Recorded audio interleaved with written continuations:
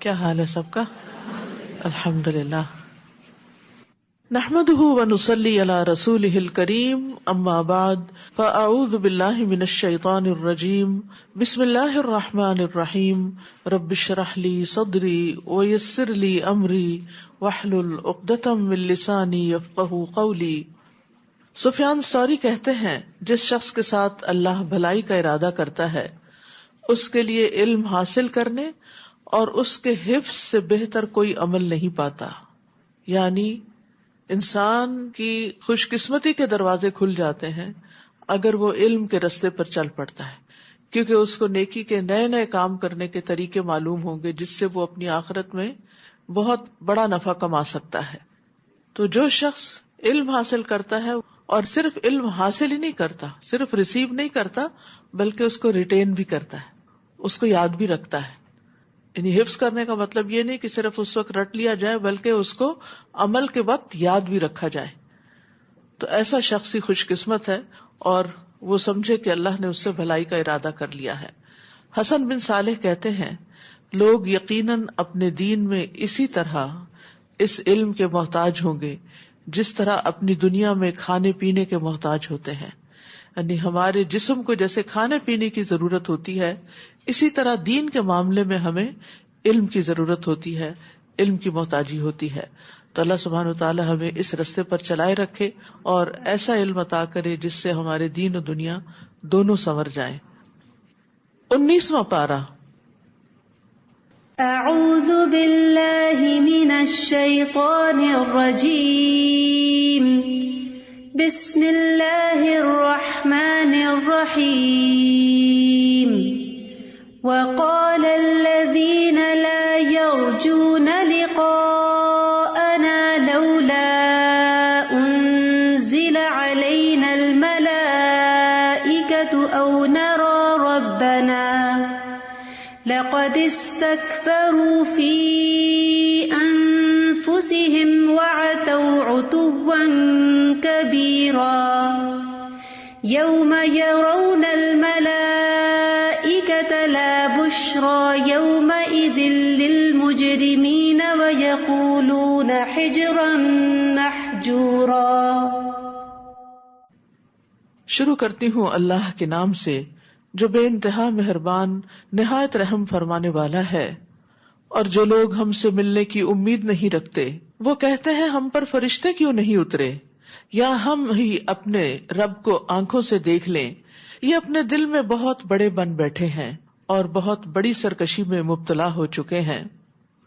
تو وہ لوگ جنہوں نے رسول اللہ صلی اللہ علیہ وسلم کی تکذیب کی، آپ کو جھٹلایا، جنہوں نے اللہ تعالیٰ کے وعدے اور وعید کو جھٹلایا، جن کے دل میں نہ آخرت کا خوف ہے، نہ خالق کا خوف اور نہ خالق سے ملاقات کی کوئی امید ہے، انہوں نے اس طرح کی باتیں کی کہ ہمارے اوپر فرشتے کیوں نہ اترے، ہمارے سامنے آتے اور ہمیں یہ بتاتے کہ یہ اللہ کے رسول ہیں، یا وہ ہمیں بتاتے کہ کوئی رب بھی ہے اور آخرت بھی ہے، اور پھر یہ کہ رسول کی صداقت کی گواہی دیتے اور کہتے کہ تم رسول کی اتباع کرو.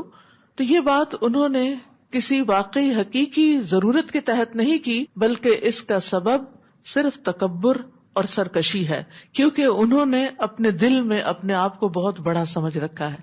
یعنی انسان جب خود کو بڑی چیز سمجھتا ہے تو پھر وہ دوسرے سے بڑی بڑی ایکسپیکٹیشنز بھی رکھتا ہے اور مطالبے بھی کرتا ہے. تو یہاں پر اللہ سبحانہ تعالیٰ فرماتے ہیں کہ انہوں نے بہت بڑی سرکشی کی اور اسی وجہ سے وہ حق بات سننے کو تیار نہیں. یوم یرون الملائکۃ لا بشری یومئذ للمجرمین. جس دن یہ فرشتوں کو دیکھیں گے وہ دن ایسے مجرموں کے لیے کوئی خوشی کا دن نہ ہوگا. وہ پکار اٹھیں گے کہ ہم تو تم سے پناہ مانگتے ہیں. سب سے پہلا کون سا دن ہوگا جس میں انسان فرشتوں کو دیکھیں گے؟ موت کا. جب موت کا وقت آتا ہے تو جان لینے والے فرشتے تا حد نگاہ آ کر اس کے پاس بیٹھ جاتے ہیں. پھر ملک الموت آتے ہیں اور اس کی روح نکال کر ان فرشتوں کو دے دیتے ہیں، جو پھر نیک ہو تو اچھے کفن میں روح کو لپیٹتے ہیں اور برے انسان کے لیے گندے غلیظ کفن میں لپیٹ کر، ٹاٹ میں لپیٹ کر اس کو اوپر لے جاتے ہیں. دوسرا کون سا موقع ہے جب انسان فرشتوں کو دیکھیں گے؟ قبر میں دیکھیں گے، منکر نکیر کی شکل میں دیکھیں گے. اور تیسرا موقع کون سا ہے؟ یوم حشر. میدان حشر میں دیکھیں گے. تو ان تینوں مواقع پر دو طرح کے فرشتے ہیں. نیک لوگوں کے لیے اچھے خوبصورت شکل والے خوشخبری دینے والے فرشتے ہیں، اور برے لوگوں کے لیے، مجرم لوگوں کے لیے عذاب کی وعید سنانے والے اور ان کی پٹائی کرنے والے فرشتے ہیں. کیونکہ مجرم لوگوں کی جب روح نکالی جاتی ہے تو فرشتے آ کر ان کو باقاعدہ ان کے چہروں پہ، ان کی پیٹھوں پہ مارتے ہیں، اور اسی طرح منکر نکیر بھی ان کو پھر ماریں گے، اور قیامت کے دن بھی ان کی سخت شامت آئے گی. تو اس لیے انسان کو صرف یہ نہیں سمجھنا چاہیے کہ فرشتے جو ہیں وہ آئے تو یہ بہت خوشی کا دن ہوگا. نہیں، جس دن یہ لوگ فرشتوں کو دیکھیں گے وہ دن ایسے مجرموں کے لیے کوئی خوشی کا دن نہ ہوگا، اور وہ پکار اٹھیں گے کہ ہم تو تم سے پناہ مانگتے ہیں. اب ہم فرشتے نہیں دیکھنا چاہتے. ابھی کیا کر رہے ہیں؟ فرشتوں کا مطالبہ کر رہے ہیں. اور اس دن کیا کہیں گے؟ کاش ہمیں فرشتے نظر نہ آئے، کیونکہ وہ ایسی خوفناک شکلوں میں ہوں گے کہ ان کی روح فنا ہو جائے گی، اور وہ سمجھ لیں گے کہ اب بچنے کا کوئی راستہ نہیں، کیونکہ وہ ان کے ہاتھوں پوری طرح قید ہو جائیں گے. جان نکالنے والے فرشتے بھی اس وقت تک نہیں ٹلیں گے جب تک کہ جان لے نہ لے، اور اسی طرح قبر کے حساب کتاب کے وقت اور آخرت میں بھی. اور جو کچھ انہوں نے کیا دھرا ہوگا ہم ادھر توجہ کریں گے تو اسے اڑتا ہوا غبار بنا دیں گے. یعنی مجرموں کے جو اچھے کام تھے دنیا میں وہ بھی قبولیت کے شرف سے محروم ہو جائیں گے. یعنی وہ کام ہوں گے کہ جو انہوں نے بظاہر کسی کی مدد کی ہوگی یا شہرت کے لیے کوئی اچھے اچھے کام کیے ہوں گے، لیکن چونکہ وہ کام اللہ کے لیے نہیں کیے ہوں گے، اللہ پر ایمان کے بغیر کیے ہوں گے، اس لیے ان کاموں سے ان کو کوئی فائدہ نہ ہوگا. اسی طرح کچھ اور لوگوں کے اعمال بھی غبار بن کے رہ جائیں گے. وہ کون لوگ ہیں؟ نبی صلی اللہ علیہ وسلم نے فرمایا، میں اپنی امت کے ان لوگوں کو جانتا ہوں جو قیامت کے دن سفید تہامہ پہاڑوں کی مثل ڈھیروں نیکیاں لے کر آئیں گے، لیکن اللہ ان کی نیکیوں کو فضا میں پھیلے ہوئے غبار کے باریک ذروں کی طرح کر دے گا. یعنی وہ چھوٹے چھوٹے دھوپ کی اگر ایک روشنی کی کرن آ رہی ہو نا تو اس میں آپ خاکی ذرات دیکھ سکتے ہیں، تو ان کے اعمال اتنے باریک ذروں میں اڑا دیے جائیں گے. یہ کون لوگ ہوں گے؟ کیا یہ کوئی کافر یا منافق یا مشرک یا مجرم ہوں گے؟ نہیں، بے شک وہ تمہارے ہی بھائی ہوں گے، تمہاری ہی نسل سے ہوں گے، رات کو تمہاری طرح قیام کریں گے، یعنی تراویح وغیرہ بھی پڑھیں گے، لیکن وہ تنہائیوں میں اللہ کے حرام کردہ امور کا ارتکاب کریں گے جن سے ان کو روکا گیا ہوگا. یعنی اکیلے میں وہ حرام کام کرتے ہوں گے.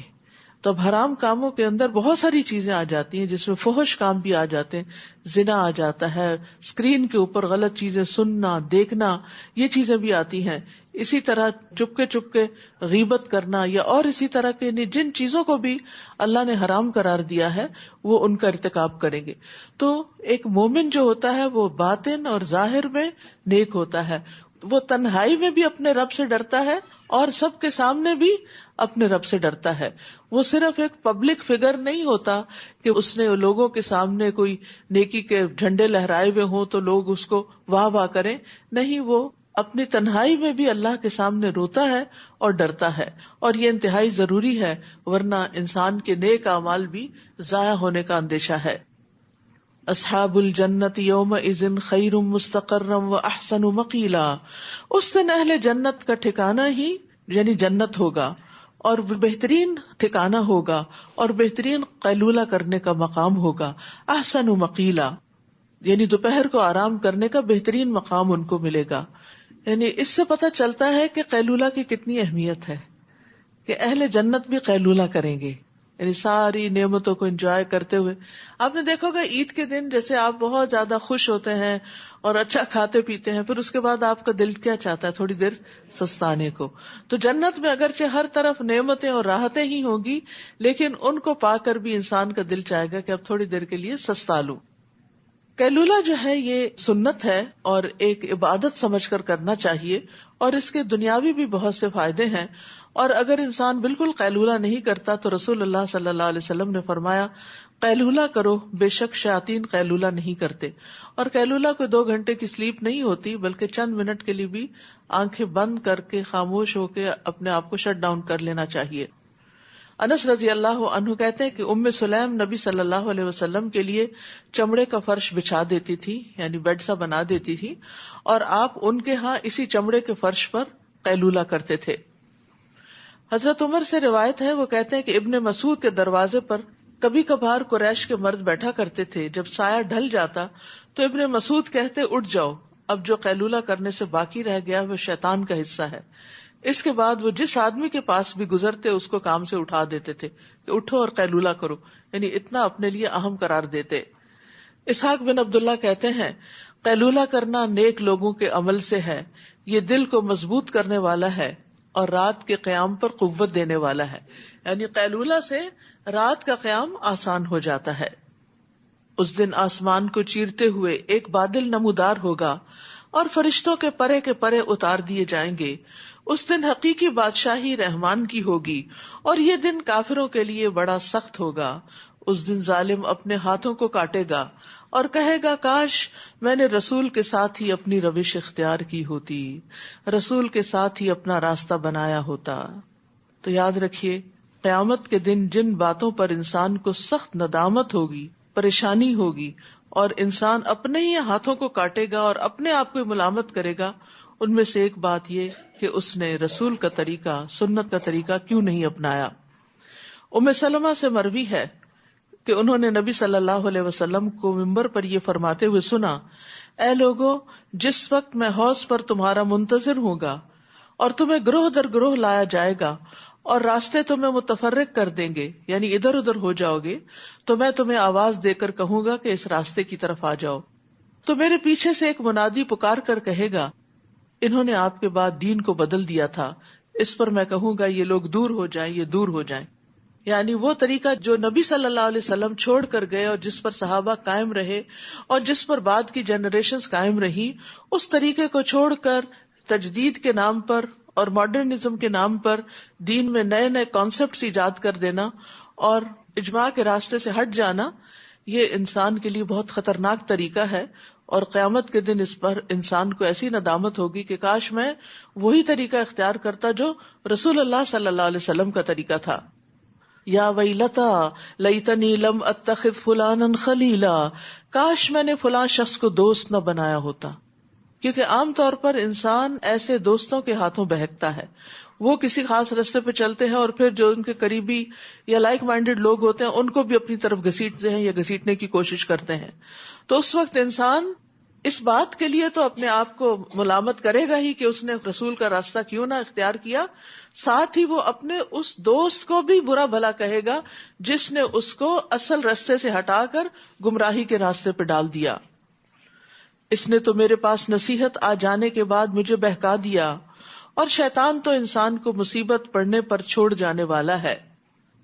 ہم سب کو محتاط ہونا چاہیے کہ ہماری دوستی کن لوگوں سے ہے، کیونکہ نبی صلی اللہ علیہ وسلم نے فرمایا انسان اپنے دوست کے دین پر ہوتا ہے، اس لیے تم میں سے ہر ایک کو غور کر لینا چاہیے کہ وہ کسے اپنا دوست بنا رہا ہے، یعنی کس سے اس کا قلبی تعلق ہے، کس سے اس کے زیادہ تر انٹریکشن رہتا ہے، کیونکہ اس طرح انسان دوسرے سے انفلوئنس ہو جاتا ہے۔ اگر دوست اچھا ہو تو نیکی کی چیزوں میں انفلوئنس ہوتا ہے، اور اگر دوست اچھا نہ ہو تو پھر انسان نیکی کے راستے کو چھوڑ بھی سکتا ہے۔ اور رسول کہیں گے اے رب، میری قوم کے یہی لوگ ہیں جنہوں نے اس قرآن کو نشانہ تضحیک بنا رکھا تھا۔ مہجورہ کے دو معنی ہیں، ایک نشانہ تضحیک یعنی مذاق کی جگہ، اور دوسرا چھوڑ دیا۔ علامہ شنقیطی کہتے ہیں کہ ہر مسلمان جو اپنے رب کے سامنے کھڑے ہونے سے ڈرتا ہے اسے چاہیے کہ اس آیت کریمہ میں غور کرے اور اس میں بار بار گہری نظر سے دیکھے، تاکہ وہ اپنے نفس کے لیے اس عظیم پریشانی اور بڑی مصیبت سے نکلنے کا راستہ بنائے جو اس زمین کے سارے مسلمانوں کو شامل ہے اور عام ہے۔ یعنی آپ کی قوم کون ہے؟ قریش بھی تھے، لیکن اس کے ساتھ ساتھ جو آپ پر ایمان لے آئے اور ایمان لانے کے بعد پھر انہوں نے قرآن کو چھوڑ دیا۔ تو قرآن کو چھوڑنے کی کچھ اقسام ہیں۔ علامہ ابن قیم الجوزیہ کہتے ہیں کہ قرآن کو ترک کرنے کی کئی اقسام ہیں۔ نمبر 1، اس کو نہ سننا نہ اس پر ایمان لانا۔ نمبر 2، اس پر عمل نہ کرنا، نہ اس کے حلال و حرام پہ رکنا اور نہ ہی اس کے کسی حکم کو ماننا۔ نمبر 3، اس کو حاکم نہ بنانا، یعنی اپنے جھگڑوں کے فیصلے میں اس کی طرف نہ جانا. نمبر 4، اس پر غور و فکر نہ کرنا اور اس کا فہم حاصل نہ کرنا. نمبر 5، اس کے ذریعے علاج نہ کرنا، کیونکہ قرآن جو ہے دل کے تمام امراض اور بیماریوں میں انسان کو شفا عطا کرتا ہے، کیونکہ وہ شفاء لما فی الصدور کے لفظ آتے ہیں قرآن مجید میں. اور کسی اور سے اپنی بیماری کا علاج طلب کرنا اور اس کے ساتھ علاج نہ کرنا، یعنی اور گولیاں وغیرہ کھاتے رہنا لیکن دم نہ کرنا اس سے، تو یہ بھی اس کو چھوڑنا ہے. یہ سب اللہ کے اس قول میں داخل ہے، وقال الرسول یا رب ان قوم اتخذوا هذا القرآن مہجورا. اسی طرح اے نبی ہم نے مجرموں کو ہر نبی کا دشمن بنایا ہے، اور آپ کا رب رہنمائی کرنے اور مدد دینے کو کافی ہے. اور کافر یہ بھی کہتے ہیں کہ یہ سارا قرآن یک بارگی ہی رسول پر کیوں نہ اتار دیا گیا. بات ایسی ہی ہے، اور یہ اس لیے کہ ہم آپ کی ڈھارس بندھاتے جائیں، یعنی تھوڑا تھوڑا کر کے اتارا ہے، کیونکہ انسان کی زندگی میں انسان کے اندر ہر روز ایک نئی تبدیلی آئی ہوئی ہوتی ہے. یعنی ایک دن آپ اٹھتے ہیں تو آپ خوش ہوتے ہیں، دوسرے دن اٹھتے ہیں تو آپ کو کوئی پریشانی لاحق ہوتی، تیسرے دن آپ نے کوئی خواب دیکھا ہوتا ہے جو آپ کو بے چین کر رہا ہوتا ہے، چوتھے دن بچوں کی طرف سے کوئی بات آپ ایسی سن لیتے ہیں جو آپ کو ڈسٹرب کر دیتی ہے. تو ایسے میں دن اور رات الٹ پلٹ ہوتے ہوئے آپ کے ماحول میں آپ کے اندر اتنی تبدیلیاں آ رہی ہوتی ہیں. اور یہ صرف نبی صلی اللہ علیہ وسلم کے لیے نہیں، ہم میں سے ہر ایک کے لیے ایسا ہی ہوتا ہے. اور آپ کا تو ظاہر مقام بہت بڑا تھا اور آپ کے تو حالات بہت سنگین تھے جو مخالفت وغیرہ تھی، تو اللہ سبحانہ تعالیٰ چاہتے تو ایک ہی دفعہ ایک ہی جلد میں قرآن نیچے اتار دیتے، لیکن تھوڑا تھوڑا کر کے دیا تاکہ آپ کے دل کو تسلی ہو. اور آپ نے محسوس کیا ہوگا جو لوگ قرآن کی کلاسز وغیرہ اٹینڈ کرتے ہیں وہ اکثر یہ کہتے ہوئے سنائی دیتے ہیں کہ ہمارے دل میں ایک سوال آیا، ہمارے ذہن میں کوئی پریشانی آئی، اور جب ہم قرآن کی مجلس میں آ کے بیٹھے تو ہمیں اس کا جواب مل گیا. تو یہ ہر روز تھوڑا تھوڑا پڑھنے کا فائدہ ہوتا ہے. اور اس لیے بھی کہ ہم آپ کو ایک خاص ترتیب اور وقفوں سے پڑھ کر سناتے جائیں، اور اس لیے بھی کہ جب یہ کافر آپ کے پاس کوئی مثال یعنی اعتراض لائیں تو اس کا ٹھیک اور برجستہ جواب اور بہترین توجیہ ہم آپ کو بتا دیں. یعنی جو طرح طرح کے اعتراضات لوگ آپ پر کرتے ہیں ان کے جواب بھی آپ کو ساتھ ساتھ ملتے جائیں. الذین یحشرون علی وجوہہم الی جہنم اولئک شر مکانا واضل سبیلا. ایسے لوگ اوندے منہ جہنم کی طرف لائے جائیں گے، ان کا ٹھکانہ بہت برا ہے اور یہی سب سے زیادہ گمراہ ہیں. اور ہم نے موسیٰ کو کتاب دی تھی اور اس کے ساتھ اس کے بھائی ہارون کو مددگار بنا دیا تھا، اور ان سے کہا اس قوم کی طرف جاؤ جنہوں نے ہماری آیات کو جھٹلایا ہے، یعنی قوم فرعون کی طرف. بالآخر ہم نے انہیں تہس نہس کر دیا. اور نوح کی قوم نے جب رسولوں کو جھٹلایا تو ہم نے انہیں غرق کر دیا اور انہیں تمام لوگوں کے لیے ایک نشانی بنا دیا. علاوہ ازیں ہم نے ایسے ظالموں کے لیے دردناک عذاب تیار کر رکھا ہے. اور اسی طرح قوم عاد، قوم سمود، کنویں والے اور درمیانی پشتوں میں سے بہت سے لوگ تباہ کر دیے گئے. ان میں سے ہر ایک کے لیے ہم نے پہلے تباہ شدہ قوموں کی مثالیں بیان کر کے سمجھایا، آخر ان سب کا نام و نشان تک مٹا دیا. یعنی یہ جتنی بھی قومیں تھیں جن کا اجمالاً ذکر کیا جا رہا ہے، ان سب کو ہم نے پچھلی قوموں کے حالات پیش کر کے خبردار کیا کہ دیکھو انہوں نے انکار کیا تھا، ان کی شامت آئی تھی، کہیں تمہاری بھی نہ آئے. لیکن جب وہ نہیں مانے تو ہم نے ان کا نام و نشان تک مٹا دیا. کسی کو یہ بھی نہیں پتا کہ وہ دنیا میں کبھی ایگزسٹ بھی کرتے تھے. اور اس بستی پر تو ان کا گزر ہو چکا ہے جس پر بدترین بارش برسائی گئی تھی. وہ کون سی بستی ہے؟ قوم لوط. کیا انہوں نے اس بستی کا حال نہ دیکھا ہوگا؟ لیکن اصل معاملہ یہ ہے کہ یہ لوگ موت کے بعد دوسری زندگی کی توقع ہی نہیں رکھتے. آخرت کا انکار ہی ان کی خرابیوں کا سبب ہے. اور یاد رکھیے کہ کوئی مومن ہو یا کافر، جب آخرت پر ایمان نہ ہو یا آخرت پر ایمان میں شک ہو یا پھر وہ ایمان کمزور ہو تو انسان کے اندر تقوی آ نہیں سکتا، انسان برائیوں سے بچ نہیں سکتا. اور جب یہ لوگ آپ کو دیکھتے ہیں تو آپ سے مذاق کے سوا انہیں کچھ سوچتا ہی نہیں. کہتے ہیں کیا یہی وہ شخص ہے جسے اللہ نے رسول بنا کر بھیجا؟ اگر ہم اپنے معبودوں کی عقیدت پر ڈٹے نہ رہتے تو یہ تو ہمیں ان سے برگشتہ کر کے ہی چھوڑتا. جلد ہی انہیں معلوم ہو جائے گا جب یہ عذاب دیکھیں گے کہ کون راہ سے بھٹکا ہوا تھا. ارأیت من اتخذ الہہ ہواہ افانت تکون علیہ وکیلا. بھلا آپ نے اس شخص کے حال پر غور کیا جس نے اپنی خواہش ہی کو الہ بنا رکھا ہے؟ ایسے شخص کو راہ راست پر لانے کے آپ ذمہ دار بن سکتے ہیں؟ خواہش کو الہ بنانا، اپنی خواہشات کو سب سے اوپر رکھنا، اللہ کا حکم پیچھے کر دینا، اور جو دل میں آیا ہے اس کو فالو کرنا، یعنی اپنی خواہشوں کی اطاعت کرنا، ایسا ہے جیسے گویا کہ وہ الہ بن جائے. اور خواہش انسان کو پھر ہر فساد کی طرف لے جاتی ہے، کیونکہ ان النفس لامارۃ بالسوء، خواہشات نفس سے ہوتی ہیں اور نفس انسان کو برائی پر اکساتا رہتا ہے، اور خواہش کی پیروی ہی گمراہی کا باعث ہے. فرمایا وَلَا تَتَّبِعِ الْهَوَىٰ فَيُضِلَّكَ عَن سَبِيلِ اللَّهِ، اور خواہش نفس کی پیروی نہ کرنا ورنہ یہ بات تمہیں اللہ کی راہ سے بھٹکا دے گی. لیکن انسان بہکتے بہکتے کہاں جا گرتا ہے؟ جہنم میں. نبی صلی اللہ علیہ وسلم نے فرمایا کتنے ہی لوگ ایسے ہیں جو اپنی خواہش نفس کو پورا کرنے میں لگ جاتے ہیں، ان کے لیے قیامت کے دن آگ کے سوا کچھ نہیں ہوگا. یہ کیسے ہے؟ جیسے مثال کے طور پر نماز کے وقت آپ کو نیند آ رہی ہے اور آپ کا الارم بج رہا ہے اور آپ اس کو بند کر دیتے، آپ کو پتا ہے نماز کا وقت چلا جائے گا لیکن آپ اٹھ کے ہی نہیں دیتے. اسی طرح روزہ رکھنے کی بجائے کھانا پینا آپ کی بہت بڑی خواہش ہے کہ آپ اس پہ کنٹرول نہیں کر سکتے تو اللہ کا حکم پیچھے کر دیا. اسی طرح آپ کو اپنی کمفرٹیبل لائف بہت پسند ہے تو حج پہ جانا آپ کو مشکل لگتا ہے تو آپ نے اپنی خواہش نفس کی پیروی کی. پھر اسی طرح لوگوں کے ساتھ معاملات میں خواہش نفس میں انسان کی دوسروں کے اوپر حکم چلانا، تحکم اختیار کرنا، ان کو لیٹ ڈاؤن کرنا، یا جو دل میں آئے بولے چلے جانا، یا جو دل میں آئے سنتے چلے جانا. تو یہ ساری چیزیں خواہشات نفس سے تعلق رکھتی ہیں. انسان کے جنسی معاملات میں، انسان کی خواہشات میں حلال و حرام کی پرواہ نہ کرنا، بیوی کو چھوڑ کر اور حرام طریقوں سے اپنی خواہش پوری کرنا، یہ ساری چیزیں اسی میں شامل ہو جاتی ہیں. یعنی جو بھی حرام راستے ہیں، ناجائز راستے ہیں، وہ اسی طرف انسان کو لے جاتے ہیں. یا آپ یہ خیال کرتے ہیں کہ ان میں اکثر سنتے اور سمجھتے ہیں؟ یہ تو مویشیوں کی طرح ہیں، بلکہ ان سے بھی گئے گزرے. جیسے مویشی ہوتا ہے نا، گائے بھینس وغیرہ، ان کو صرف اپنی خواہش پوری کرنے کا ہی پتا ہوتا ہے کہ انہوں نے کھانا پینا ہے اور بچے پیدا کرنے ہیں، اور بس ان کی زندگی میں کوئی اور بڑے مقاصد نہیں ہوتے. آپ دیکھتے نہیں کہ تمہارا رب کس طرح سایہ پھیلا دیتا ہے، اگر وہ چاہتا تو اسے وہیں ساکن ہی رہنے دیتا، سٹل کر دیتا. جیسے ہماری لائٹس آن آف ہوتی ہیں ایسے ہی سورج بھی آن آف ہو جاتا. پھر ہم نے سورج کو اس پر رہنمائی کرنے والا بنایا. اور یہ بھی آپ دیکھیں، صرف اگر ایک ہی جگہ پر سورج چمکتا رہتا تو کتنی عجیب سی یہ دنیا ہوتی. لیکن اب دھیرے دھیرے اٹھتا ہے اور پھر روشن ہو جاتا ہے اور پھر دھیرے دھیرے غروب ہوتا ہے، اور اس میں ایک سکون کی کیفیت ہوتی ہے.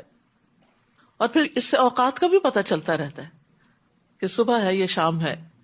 اور پھر جیسے جیسے سورج بلند ہوتا جاتا ہے، ہم اس سائے کو آہستہ آہستہ اپنی طرف سمیٹتے جاتے ہیں. اور وہی تو ہے جس نے تمہارے لیے رات کو لباس، نیند کو باعث آرام اور دن کو جی اٹھنے کا وقت بنایا. اور وہی تو ہے جو اپنی رحمت یعنی بارش سے پیشتر ہواؤں کو بشارت بنا کر بھیجتا ہے.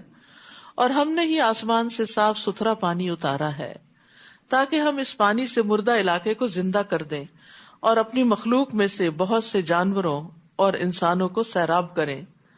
ہم نے یہ بات مختلف طریقوں سے ان کے سامنے بیان کی ہے تاکہ وہ کچھ سبق حاصل کریں، لیکن اکثر لوگ کفر کے سوا کوئی اور بات تسلیم ہی نہیں کرتے. اور اگر ہم چاہتے تو ہر بستی میں ایک ڈرانے والا پیغمبر بھیج دیتے. طائف میں الگ ہوتا، مکہ میں الگ، مدینہ میں الگ، لیکن اللہ کا یہ طریقہ نہیں. اللہ کو معلوم ہے کہ ایک ہی نبی سب کے لیے کافی ہے. فَلَا تُطِعِ الْكَافِرِينَ وَجَاهِدْهُمْ بِهِ جِهَادًا كَبِيرًا، لہٰذا آپ ان کافروں کی بات نہ مانیے اور اس قرآن کے ساتھ ان کے ساتھ زبردست جہاد کیجیے. یعنی قرآن کو لے کر ان کے ساتھ جہاد کیجیے، مطلب یہ ہے کہ اس کی تعلیم کو عام کیجیے، اس کے پیغام کو عام کیجیے اور زیادہ سے زیادہ لوگوں کو کفر اور شرک سے بچائیے. تو اس میں قرآن کو وسیع پیمانے پر پھیلانے اور لوگوں تک لے جانے میں جو محنت ہے اس کو جہاد کا نام دیا گیا، کیونکہ یہ مکی صورت ہے اور مکہ میں کوئی قتال نازل نہیں ہوا تھا، یعنی جنگ کا حکم نہیں آیا تھا، بلکہ زیادہ سے زیادہ لوگوں کو میسج کنوے کیا جا رہا تھا.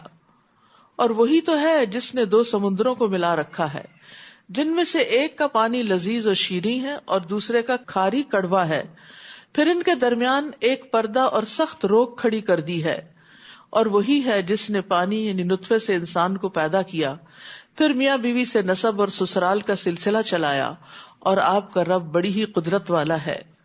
یہ لوگ اللہ کو چھوڑ کر ایسی چیزوں کو پوجتے ہیں جو نہ انہیں کچھ فائدہ پہنچا سکتی ہیں اور نہ نقصان، اور کافر اپنے رب کے مقابلے پر ہر باغی کا مددگار بنا ہوا ہے۔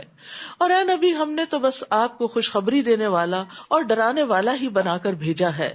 آپ ان سے کہیے کہ میں اس تبلیغ پر تم سے کوئی اجرت نہیں مانگتا، میری اجرت بس یہی ہے کہ جس کا جی چاہے اپنے رب کا راستہ اختیار کر لے، اور اس ذات پر توکل کیجیے جو ہمیشہ سے زندہ ہے اور اسے کبھی موت نہیں آئے گی۔ اس کی حمد کے ساتھ اس کی تسبیح کیجیے، وہ اپنے بندوں کے گناہوں سے کافی خبردار ہے، یعنی اپنے بندوں کے بارے میں خوب جانتا ہے کہ وہ کیا کیا گناہ کرتے ہیں۔ استغفر اللہ۔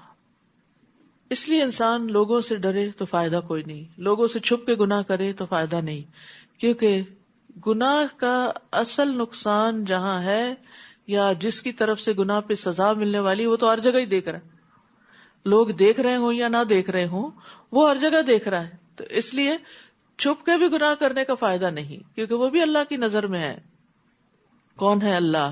الذی خلق السماوات والارض، جس نے آسمانوں اور زمین اور جو کچھ ان کے درمیان ہے سب کچھ 6 دنوں میں پیدا کیا، پھر وہ عرش پر مستوی ہوا، وہی رحمان ہے، اس کا حال کسی باخبر سے پوچھ لیجئے۔ یعنی جو رحمان کی معرفت رکھتا ہے، رحمان کو پہچانتا ہے، اس سے معلوم کیجئے کہ رحمان کون ہے اور اس کی رحمت کیا ہے۔ اور جب انہیں کہا جاتا ہے کہ رحمان کو سجدہ کرو تو کہتے ہیں رحمان کیا ہوتا ہے؟ کیا ہم اس کو سجدہ کریں جس کا تو ہمیں حکم دیتا ہے؟ اور یہ دعوت ان کی نفرت میں مزید اضافہ کر دیتی ہے۔ اور اس کا تجربہ آپ نے بھی کیا ہوگا کہ کچھ لوگوں کو جب آپ نماز کا کہتے ہیں تو وہ اور زیادہ آپ سے چڑھ جاتے ہیں اور زیادہ آپ سے متنفر ہوتے ہیں، دور بھاگتے ہیں کہ ان کے پاس نہیں پٹکنا کیونکہ یہ پھر نماز کا پوچھیں گے۔ تو یہاں پر جو اللہ سبحانہ وتعالیٰ کی صفت الرحمن استعمال ہوئی ہے اور رحمان کے بارے میں پوچھنے کا بھی کہا گیا کہ پوچھو کہ رحمان کون ہے، تو یاد رکھیے کہ اللہ کے خاص ناموں میں سے ہے۔ یہ نام اللہ کے سوا کسی اور کا رکھا نہیں جا سکتا، اللہ کے سوا کسی اور کو رحمان نہیں کہا جا سکتا۔ اور یہ الرحمن اور الرحیم دونوں نام جو ہیں یہ رحمت سے مشتق ہیں، اور رحمت کا لغوی معنی ہوتا ہے نرم دلی اور شفقت کرنا، مہربانی کا سلوک کرنا، اور رحمان میں رحیم سے زیادہ مبالغہ پایا جاتا ہے۔ اور اللہ کی رحمت نے ہر چیز کو گھیرا ہوا ہے، اللہ نے اپنی ذات پر رحمت کو لازم کر رکھا ہے، اس کی رحمت اس کے غضب پر حاوی ہے۔ زمین میں اس کی رحمت کا صرف ایک حصہ ہے جو ساری مخلوقات کو دیا گیا ہے۔ تو ہمیں بھی کوشش کرنی چاہیے کہ ہم بندوں پر مہربان ہوں اور اللہ کی رحمت کو پانے والے کام کریں۔ تو اللہ کی رحمت کن کاموں سے آتی ہے؟ سب سے پہلے تو اللہ پر ایمان لانے سے، پھر اللہ اور اس کے رسول کی اطاعت سے، وَأَطِیعُوا اللَّهَ وَالرَّسُولَ لَعَلَّکُمْ تُرْحَمُونَ، پھر قرآن کی پیروی اور تقوی اختیار کرنے سے، نیک اعمال کرنے سے، جیسے نماز پڑھنا، اللہ کے راستے میں جہاد اور ہجرت کرنا، اللہ کا ذکر بلند کرنا اور دوسروں پر رحم کرنا۔ حدیث میں آتا ہے الراحمون یرحمہم الرحمن، رحم کرنے والے رحمان ان پہ رحم کرے گا۔ یعنی اس کی رحمت ہے تو بہت عام، لیکن کفر کرنے والوں کے لیے نہیں، شرک کرنے والوں کے لیے نہیں، بلکہ اس کے برعکس اطاعت کرنے والوں کے لیے ہے جو یہ سب کام کرتے ہیں۔ بابرکت ہے وہ ذات جس نے آسمان میں برج بنائے۔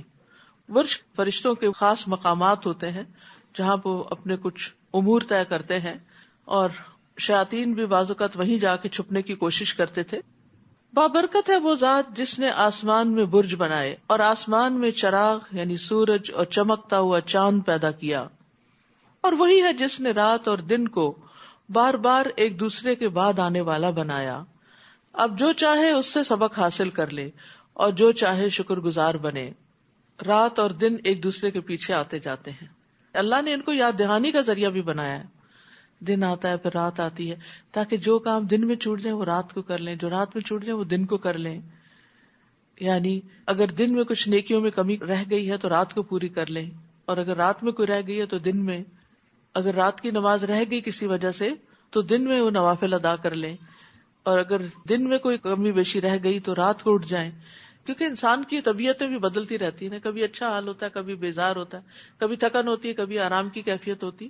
تو اگر تھکن کی کیفیت میں کوئی نیک عمل رہ گئے یعنی دن کے کام کاج میں، تو رات کے آرام کے ساتھ ان کو پورا کر لیں. اور پھر یہاں سے عباد الرحمن کی صفات شروع ہوتی ہیں.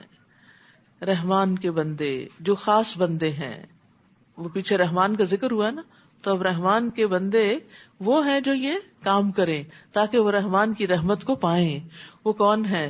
وَعِبَادُ الرَّحْمَنِ الَّذِينَ يَمْشُونَ عَلَى الْأَرْضِ هَوْنًا. اور رحمان کے حقیقی بندے وہ ہیں جو زمین پر انکساری کے ساتھ چلتے ہیں، عاجزی کے ساتھ چلتے ہیں.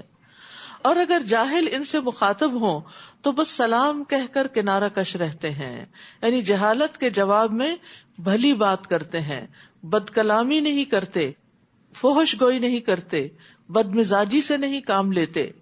اور اس کے ساتھ ساتھ ان کی چال بھی بہت آرام والی ہوتی ہے.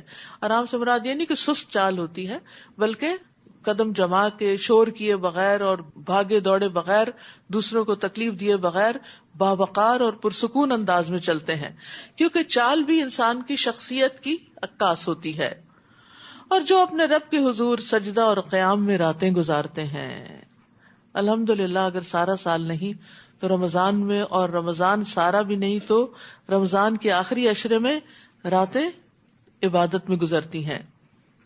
تو رات کی نماز کی بہت اہمیت ہے. نبی صلی اللہ علیہ وسلم نے فرمایا، جس آدمی نے رات کے قیام میں 10 آیتیں تلاوت کی اس کے لیے اجر کا ڈھیر لکھا جاتا ہے، اور یہ ڈھیر دنیا اور جو کچھ اس میں اس سے بہتر ہے. رسول اللہ صلی اللہ علیہ وسلم نے یہ بھی فرمایا کہ فرض نماز کے بعد سب سے فضیلت والی نماز رات کی نماز ہے، یعنی تہجد کی نماز.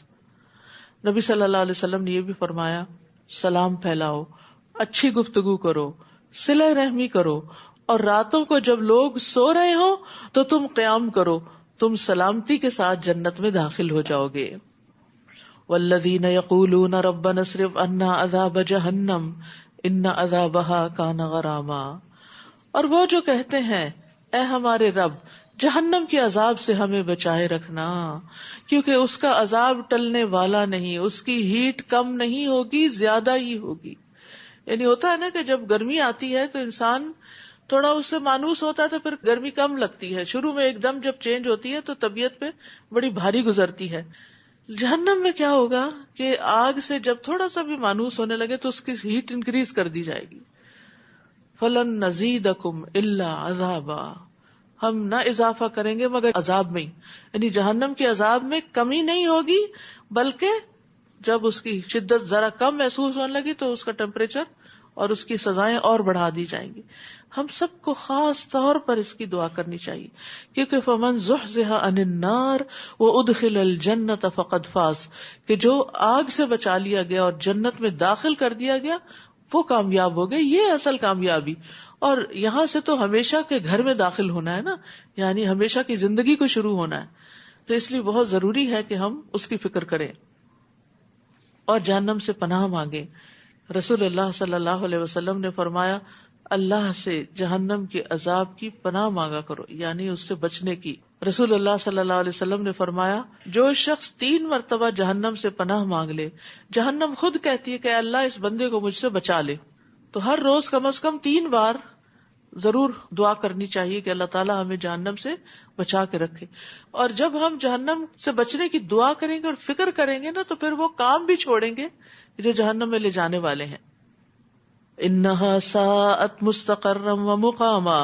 بلا شبہ وہ بہت بری جائے قرار ہے اور بہت برا مقام بھی ہے. اور جو خرچ کرتے ہیں تو نہ اسراف کرتے ہیں اور نہ بخل، بلکہ ان کا خرچ ان دونوں انتہاؤں کے درمیان اعتدال پر ہوتا ہے. اور وہ اللہ کے ساتھ کسی اور کو الہ نہیں پکارتے، نہ ہی اللہ کی حرام کی ہوئی کسی جان کو ناحق قتل کرتے ہیں، اور نہ وہ زنا کرتے ہیں. اور جو شخص ایسے کام کرے گا ان کی سزا پا کر رہے گا. استغفر اللہ. یعنی قتل اور زنا کی سزا ہے، اس پر حد بھی ہے، یہ حدود میں سے ہے. یضاعف لہ العذاب یوم القیامہ.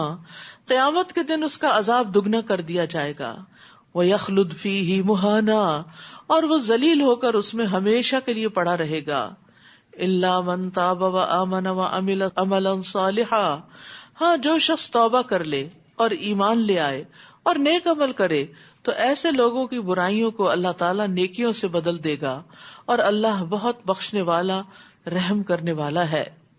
تو یاد رکھیے، خالص توبہ گناہوں کو نیکیوں میں بدل دیتی ہے۔ کتنی خوبصورت بات ہے یہ، یعنی اللہ تعالیٰ واقعی رحمان اور رحیم ہے کہ انسان سے اگر کچھ گناہ ہو چکے ہیں اور انسان ان پر پھر شرمندہ ہوتا ہے، توبہ کر لیتا ہے، ٹوٹلی اپنا لائف سٹائل بدل لیتا ہے، تو پھر جو پچھلے ماضی میں برے کام ہوئے تھے ان برائیوں کو نیکیوں میں تبدیل کر دیا جاتا ہے، یعنی ان پر پھر سزا نہیں دی جاتی۔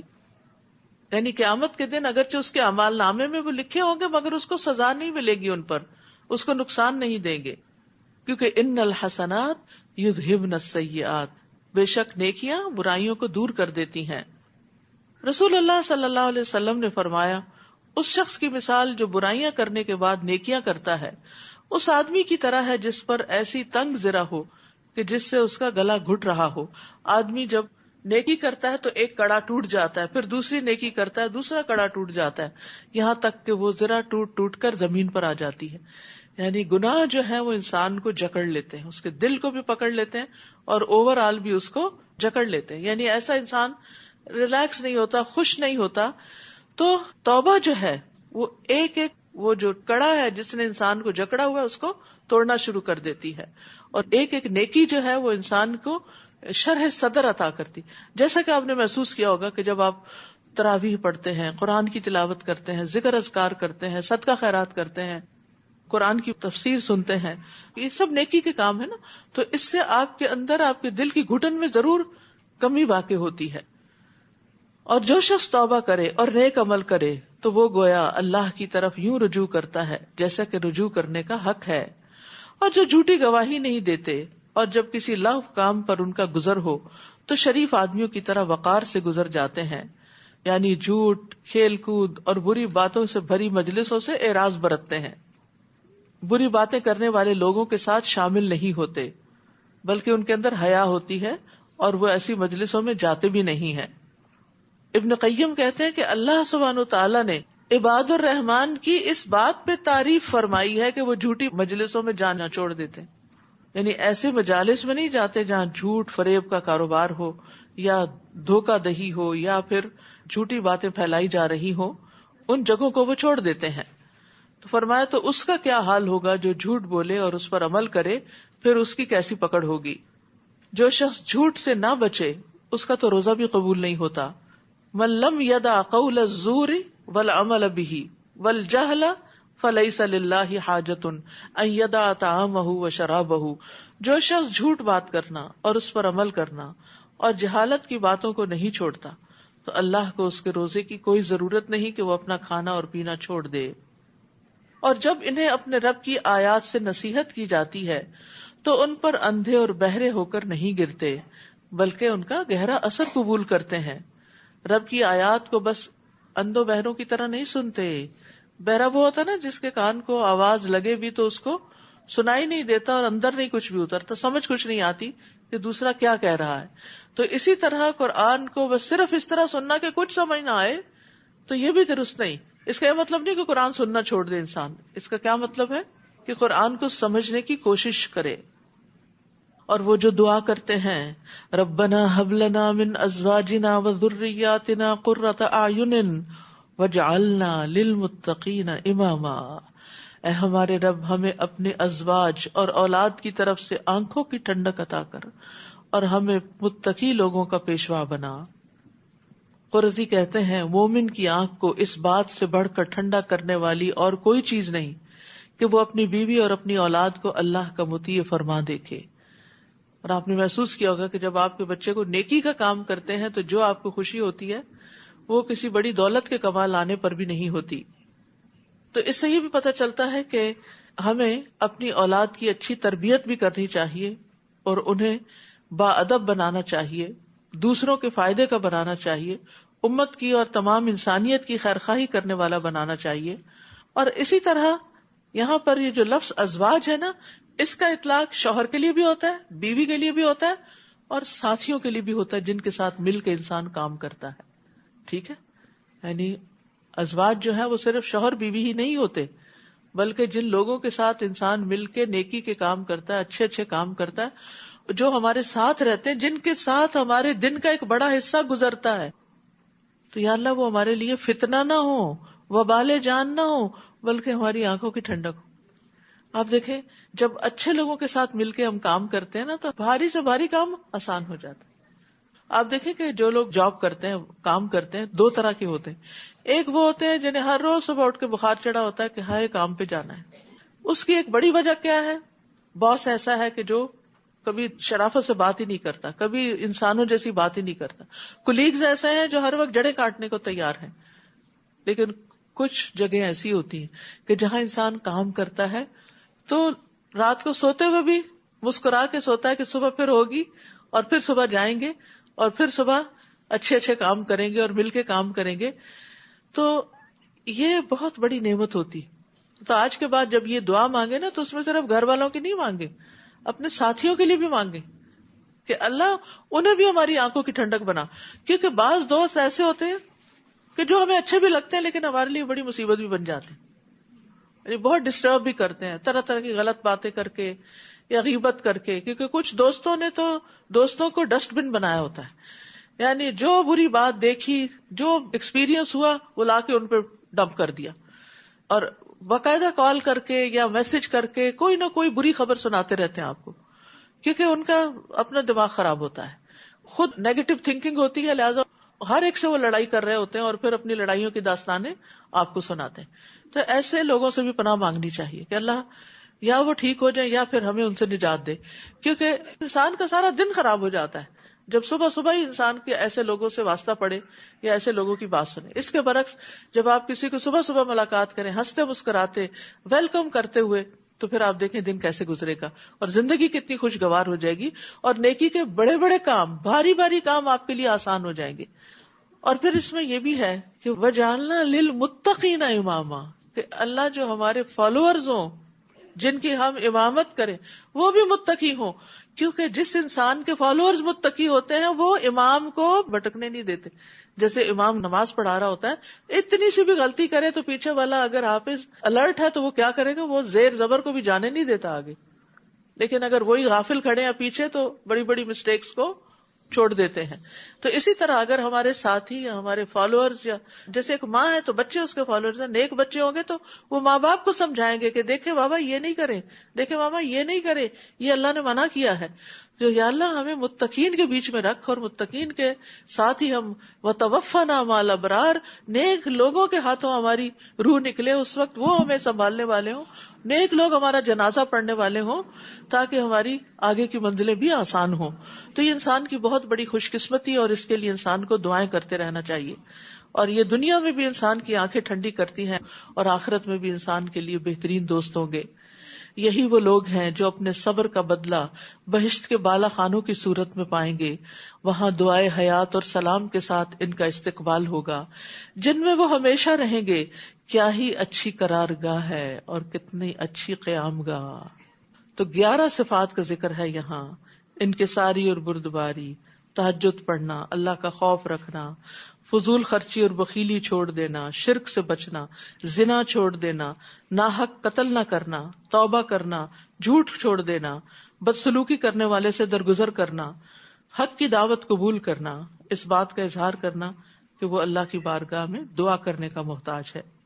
اے نبی آپ لوگوں سے کہہ دیجئے کہ اگر تم اسے نہیں پکارتے تو میرے رب کو تمہاری کوئی پرواہ نہیں، تو تم حق کو جھٹلا چکے، اب جلدی ایسی سزا پاؤ گے جس سے جان چھڑانا محال ہوگی۔ سورۃ الشعراء۔ بسم اللہ الرحمن الرحیم، طاسیم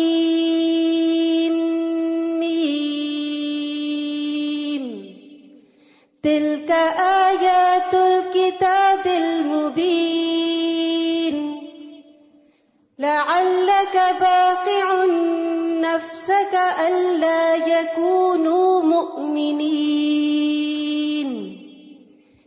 ان نشأ ننزل علیہم من السماء آیة فظلت أعناقهم فظلت أعناقهم لها خاضعين وما يأتيهم من ذكر من الرحمن محدث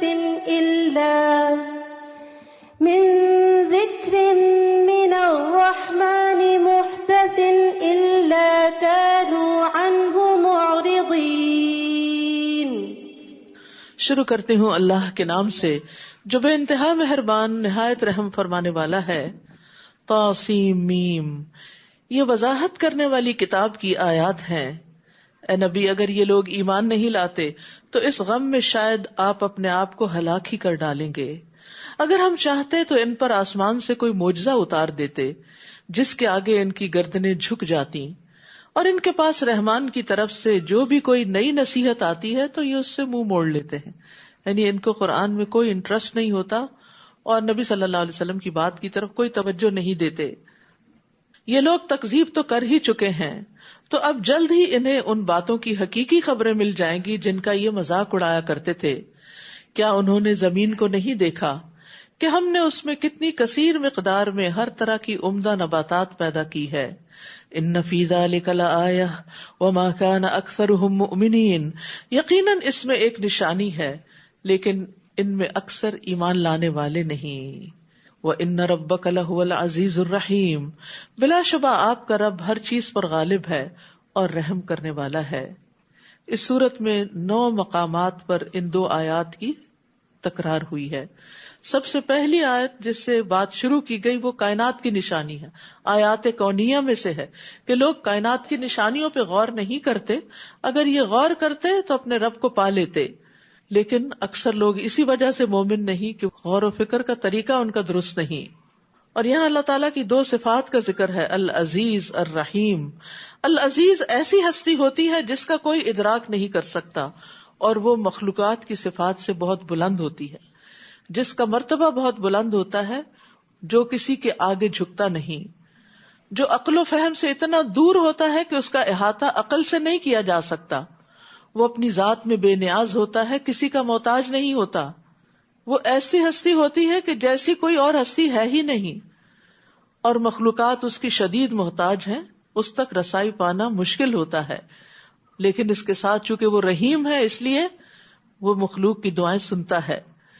غالب ہے جس کو مغلوب نہیں کیا جا سکتا، محفوظ ہے جس کو کوئی نقصان نہیں دے سکتا، وہ جس کو کوئی پکڑ نہیں سکتا، بھاگنے والے اس کو عاجز اور بے بس نہیں کر سکتے.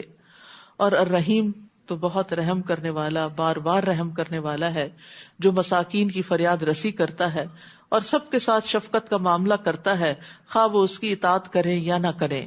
وَإِذْ نَادَى رَبُّكَ مُوسَىٰ أَنِ ائْتِ الْقَوْمَ الظَّالِمِينَ، اور وہ واقعہ یاد کرو جب تمہارے رب نے موسیٰ کو پکارا کہ ظالم قوم کے پاس جاؤ، یعنی قوم فرعون جو اپنی جان پہ بھی ظلم کرتی ہے اور خاص طور پر بنی اسرائیل پہ ظلم ڈھا رکھا ہے. یعنی قوم فرعون کے پاس. کیا وہ ڈرتے نہیں؟ موسیٰ نے عرض کیا، میرے رب میں ڈرتا ہوں کہ وہ مجھے جھٹلا دیں گے. بہت جابر قسم کے لوگ تھے. وَيَضِيقُ صَدْرِي وَلَا يَنطَلِقُ لِسَانِي فَأَرْسِلْ إِلَىٰ هَارُونَ، میرا سینہ گھٹتا ہے یعنی دم رکتا ہے، زبان بھی نہیں چلتی، یعنی اتنا پریشر ہے ان کے ظلم و ستم کا مجھ پر کہ میں ان کے سامنے بات نہیں کر سکوں گا، لہذا ہارون کو بھی رسالت عطا فرما. تو یاد رکھیے اگر کوئی کام آپ اکیلے نہیں کر سکتے تو کوئی بری بات نہیں ہے. موسیٰ علیہ السلام جو اتنے قوی اولو العزم پیغمبر تھے، اس کام کے لیے اپنے آپ کو مشکل میں پاتے ہیں، یہ میں نہیں کر پاؤں گا. ایسی کیفیات ہر ایک کے اوپر آتی ہیں جب آپ کو کوئی ذمہ داری دی جاتی ہے، کوئی ڈیوٹی دی جاتی ہے، اور بعض اوقات وہ ایسی ہوتی ہے کہ آپ کہتے نہیں میری لمٹ سے باہر ہے، میرے لیے مشکل ہے. تو جب بھی ایسا کوئی مرحلہ ہو یا کوئی بہت سارے مہمان گھر میں آ رہے ہوں اور آپ کے لیے بڑے پیمانے پہ کوکنگ مشکل ہو، یا دین یا دنیا کا کوئی بھی کام ہو، تو اس میں کسی دوسرے سے مدد لینے میں کوئی حرج نہیں. کیونکہ موسیٰ علیہ السلام نے کہا میرے ساتھ ہارون کو بھیج دیجئے، پھر ذرا ہم 2 ہوں گے نا تو تسلی ہوگی. تو جب آپ کے ساتھ کسی نیک کام میں اور مددگار بھی مل جاتے ہیں تو بڑے سے بڑے کام پھر آسان ہو جاتے ہیں. رسول اللہ صلی اللہ علیہ وسلم نے فرمایا اللہ نے کوئی نبی یا خلیفہ نہیں بھیجا مگر اس کے ساتھ دو طرح کے صلاح کار اور مشیر ہوتے ہیں، ایک اسے نیکی کا حکم دیتا اور برائی سے منع کرتا ہے، اور دوسرا اسے دیوانہ بنانے میں کوئی دقیقہ نہیں چھوڑتا۔ جس کو اس کے برے ہمراز سے بچا لیا گیا پس وہ محفوظ رہا۔ تو آپ کا ہمزاد جو تھا وہ مسلمان تھا، ٹھیک ہے۔ اور نیک وزیر جو ہوتا ہے وہ اللہ کی طرف سے حکمران کی بھلائی کا سبب بنتا ہے، یعنی کسی بھی کیپیسٹی میں آپ کو کوئی اچھا مخلص ساتھی، مددگار، مشورہ دینے والا، آپ کا مینٹور، کوئی تربیت کرنے والا مل جائے تو یہ بڑی خوش قسمتی کی بات ہوتی، کیونکہ ایسا ہوتا ہے نا کہ انسان کے اوپر جب بھی کوئی پریشر آتا ہے تو انسان کا دل چاہتا ہے میں کسی سے مشورہ کروں، کوئی ڈیسیژن آپ نے لینا ہے۔ تو یاد رکھیے اکیلا انسان اکیلا ہی ہوتا ہے، لیکن 2-11 ہو جاتے ہیں، کام بھی آسان ہوتا ہے اور ذہنوں کا جو اشتراک ہوتا ہے اس سے نئی جہتیں بھی نکلتی ہیں۔ تو اس لیے صرف اپنی ذات کے اندر نہ کھوئے رہیں، صرف اپنے آپ کو ہی عقل کل نہ سمجھا کریں، بلکہ اپنے سے بہتر علم والوں، تجربے والے، یعنی ایک شخص جس کے پاس کوئی ڈگری نہیں لیکن اس کے پاس زندگی کا ایکسپیرینس ہے، انتہائی سمجھدار شخص ہے، کبھی آر محسوس نہ کریں کہ اس سے کوئی مشورہ لے لیں۔ پھر موسیٰ علیہ السلام کہتے اور میرے ذمہ ان کا ایک جرم بھی ہے، وہ جو قبطی کو قتل کر دیا تھا، میں ڈرتا ہوں کہ مجھے مار ہی نہ ڈالیں۔ اللہ تعالیٰ نے فرمایا ایسا ہرگز نہیں ہوگا، تم دونوں ہماری نشانیاں لے کر جاؤ، ہم بھی تمہارے ساتھ ہیں، سب کچھ سن رہے ہیں۔ فرعون کے پاس جا کر اس سے کہو ہم رب العالمین کے رسول ہیں اور اس لیے آئے ہیں کہ تو بنی اسرائیل کو آزاد کر کے ہمارے ساتھ روانہ کر دے تاکہ ہم اپنے وطن واپس چلے جائیں۔ فرعون کہنے لگا کیا ہم نے تمہیں اپنے ہاں بچپن میں پالا نہ تھا اور تو نے اپنی عمر کے کئی سال ہمارے ہاں نہیں گزارے؟ وَفَعَلْتَ فَعَلَتَكَ الَّتِي فَعَلْتَ وَأَنْتَ مِنَ الْكَافِرِينَ، نیز تو نے وہ کام کیا جو کر کے چلا گیا اور تو ہے ہی ناشکرا، یعنی ہم نے تو تجھ پہ بڑا احسان کیا تھا لیکن تم نے ہمارا ہی بندہ مار ڈالا۔ موسیٰ نے کہا وہ کام تو اس وقت مجھ سے بھول چوک سے ہو گیا تھا، یعنی میرا ارادہ نہیں تھا، وہ تو قتل خطا تھا، لہٰذا میں تمہارے خوف سے بھاگ گیا۔ اعتراف کر لیا، کتنا ریلیوڈ فیل ہوتا ہے جب اپنی غلطی کو مان لیتا ہے یا اپنے کیے ہوئے کام کو اکنالج کر لیتا ہے کہ ہاں یہ میرا ہی کام ہے، چاہے دوسرے کو پسند نہ بھی آ رہا ہو۔ پھر مجھے میرے رب نے حکمت عطا کی اور مجھے رسول بنایا، اور جو احسان تو مجھے پہ جتلا رہا ہے اس کی وجہ تو یہی تھی کہ تو نے بنی اسرائیل کو غلام بنا رکھا تھا، ورنہ میں تو اپنے ماں باپ کے گھر پلتا۔ تو اپنے جرم کو بھول کے صرف اپنی نیکی کا ذکر کرنا فرعونی رویہ ہے، اور دوسری طرف اپنی کمی بیشی، کمی کوتاہی کا اعتراف کر لینا یہ پیغمبرانہ رویہ ہے، جیسے موسیٰ علیہ السلام کر رہے ہیں۔ تو 2 کیریکٹرز آپ کے سامنے ہیں، اب یہ ہم پر ہے کہ ہم کس راستے پہ چلتے ہیں۔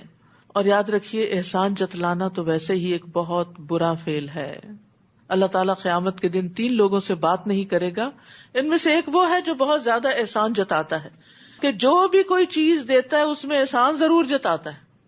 کوئی چھوٹی سی بھی نیکی آپ کے ساتھ کرے تو مینشن ضرور کرتا ہے، آپ کے سامنے دوبارہ کرے گا، کسی اور کے سامنے جا کے کرے گا۔ اسی طرح ایک اور روایت میں بھی آتا ہے 3 قسم کے افراد کی نہ فرضی عبادت قبول ہے نہ نفلی۔ نمبر 1 نافرمان و بد سلوک، نمبر 2 احسان جتلانے والا، نمبر 3 تقدیر کو جھٹلانے والا۔ اسی طرح آپ نے فرمایا کہ یہ لوگ جنت سے محروم ہیں، احسان جتلانے والا، ماں باپ کا نافرمان اور عادی شرابی، یہ جنت میں نہیں جائیں گے۔ اللہ سبحانہ وتعالیٰ ہمیں ان ساری برائیوں سے محفوظ رکھے۔ فرعون کہنے لگا یہ رب العالمین کیا ہوتا ہے؟ موسیٰ نے کہا وہ جو آسمانوں، زمین اور جو کچھ ان کے درمیان ہے سب کا مالک ہے، اگر تمہیں کچھ یقین آ جائے۔ فرعون نے اپنے آس پاس والوں سے کہا کچھ سن رہے ہو نا؟ دیکھو کیا باتیں ہو رہی ہیں۔ موسیٰ نے کہا ہاں وہی تمہارا اور تمہارے آباء و اجداد کا رب ہے۔ موسیٰ علیہ السلام رکے ہی نہیں، انہیں اس سے نہیں غرض کہ وہ کیا تنقید کر رہے ہیں اور آگے سے سن رہے ہیں کہ نہیں، وہ اپنی بات مکمل کرتے ہیں۔ فرعون کہنے لگا یہ رسول جو تمہاری طرف بھیجا گیا ہے یہ تو دیوانہ ہے۔ موسیٰ نے کہا وہی مشرق اور مغرب اور جو کچھ ان کے درمیان ہے سب کا رب ہے، اگر تمہیں کچھ سمجھ آ سکے۔ فرعون بولا دیکھو اگر تم نے میرے سوا کوئی اور الہ مانا تو میں تجھے قید میں ڈال دوں گا۔ موسیٰ نے کہا خواہ میں تیرے پاس کوئی واضح نشانی لے آؤں؟ فرعون کہنے لگا لاؤ وہ چیز اگر تم سچے ہو۔ چنانچہ موسیٰ نے اپنا عصا پھینکا تو وہ فوراً ہو بہو ایک اژدہا بن گیا۔ نیز موسیٰ نے اپنا ہاتھ بغل سے کھینچا تو وہ یکدم دیکھنے والوں کے سامنے چمک رہا تھا۔ فرعون نے اپنے آس پاس والوں سے کہا یہ تو یقیناً بڑا ماہر جادوگر ہے. کیسے جھٹلاتے ہیں لوگ. وہ چاہتا ہے کہ اپنے جادو کے زور سے تمہیں تمہارے ملک سے نکال دے. اب تم کیا مشورہ دیتے ہو؟ کتنا بڑا جھوٹ. کیونکہ موسیٰ علیہ السلام نے کہا تھا بنی اسرائیل کو بھیج دو. وہ بنی اسرائیل کو لینے آئے تھے اور فرعون الزام دے رہا ہے کہ یہ تمہیں یہاں سے نکالنا چاہتا ہے. وہ کہنے لگے اس کے اور اس کے بھائی کا معاملہ التوا میں ڈال دو اور شہروں میں ایسے آدمی بھیج دو جو ہر سیانے جادوگر کو اکٹھا کر کے آپ کے پاس لے آئیں.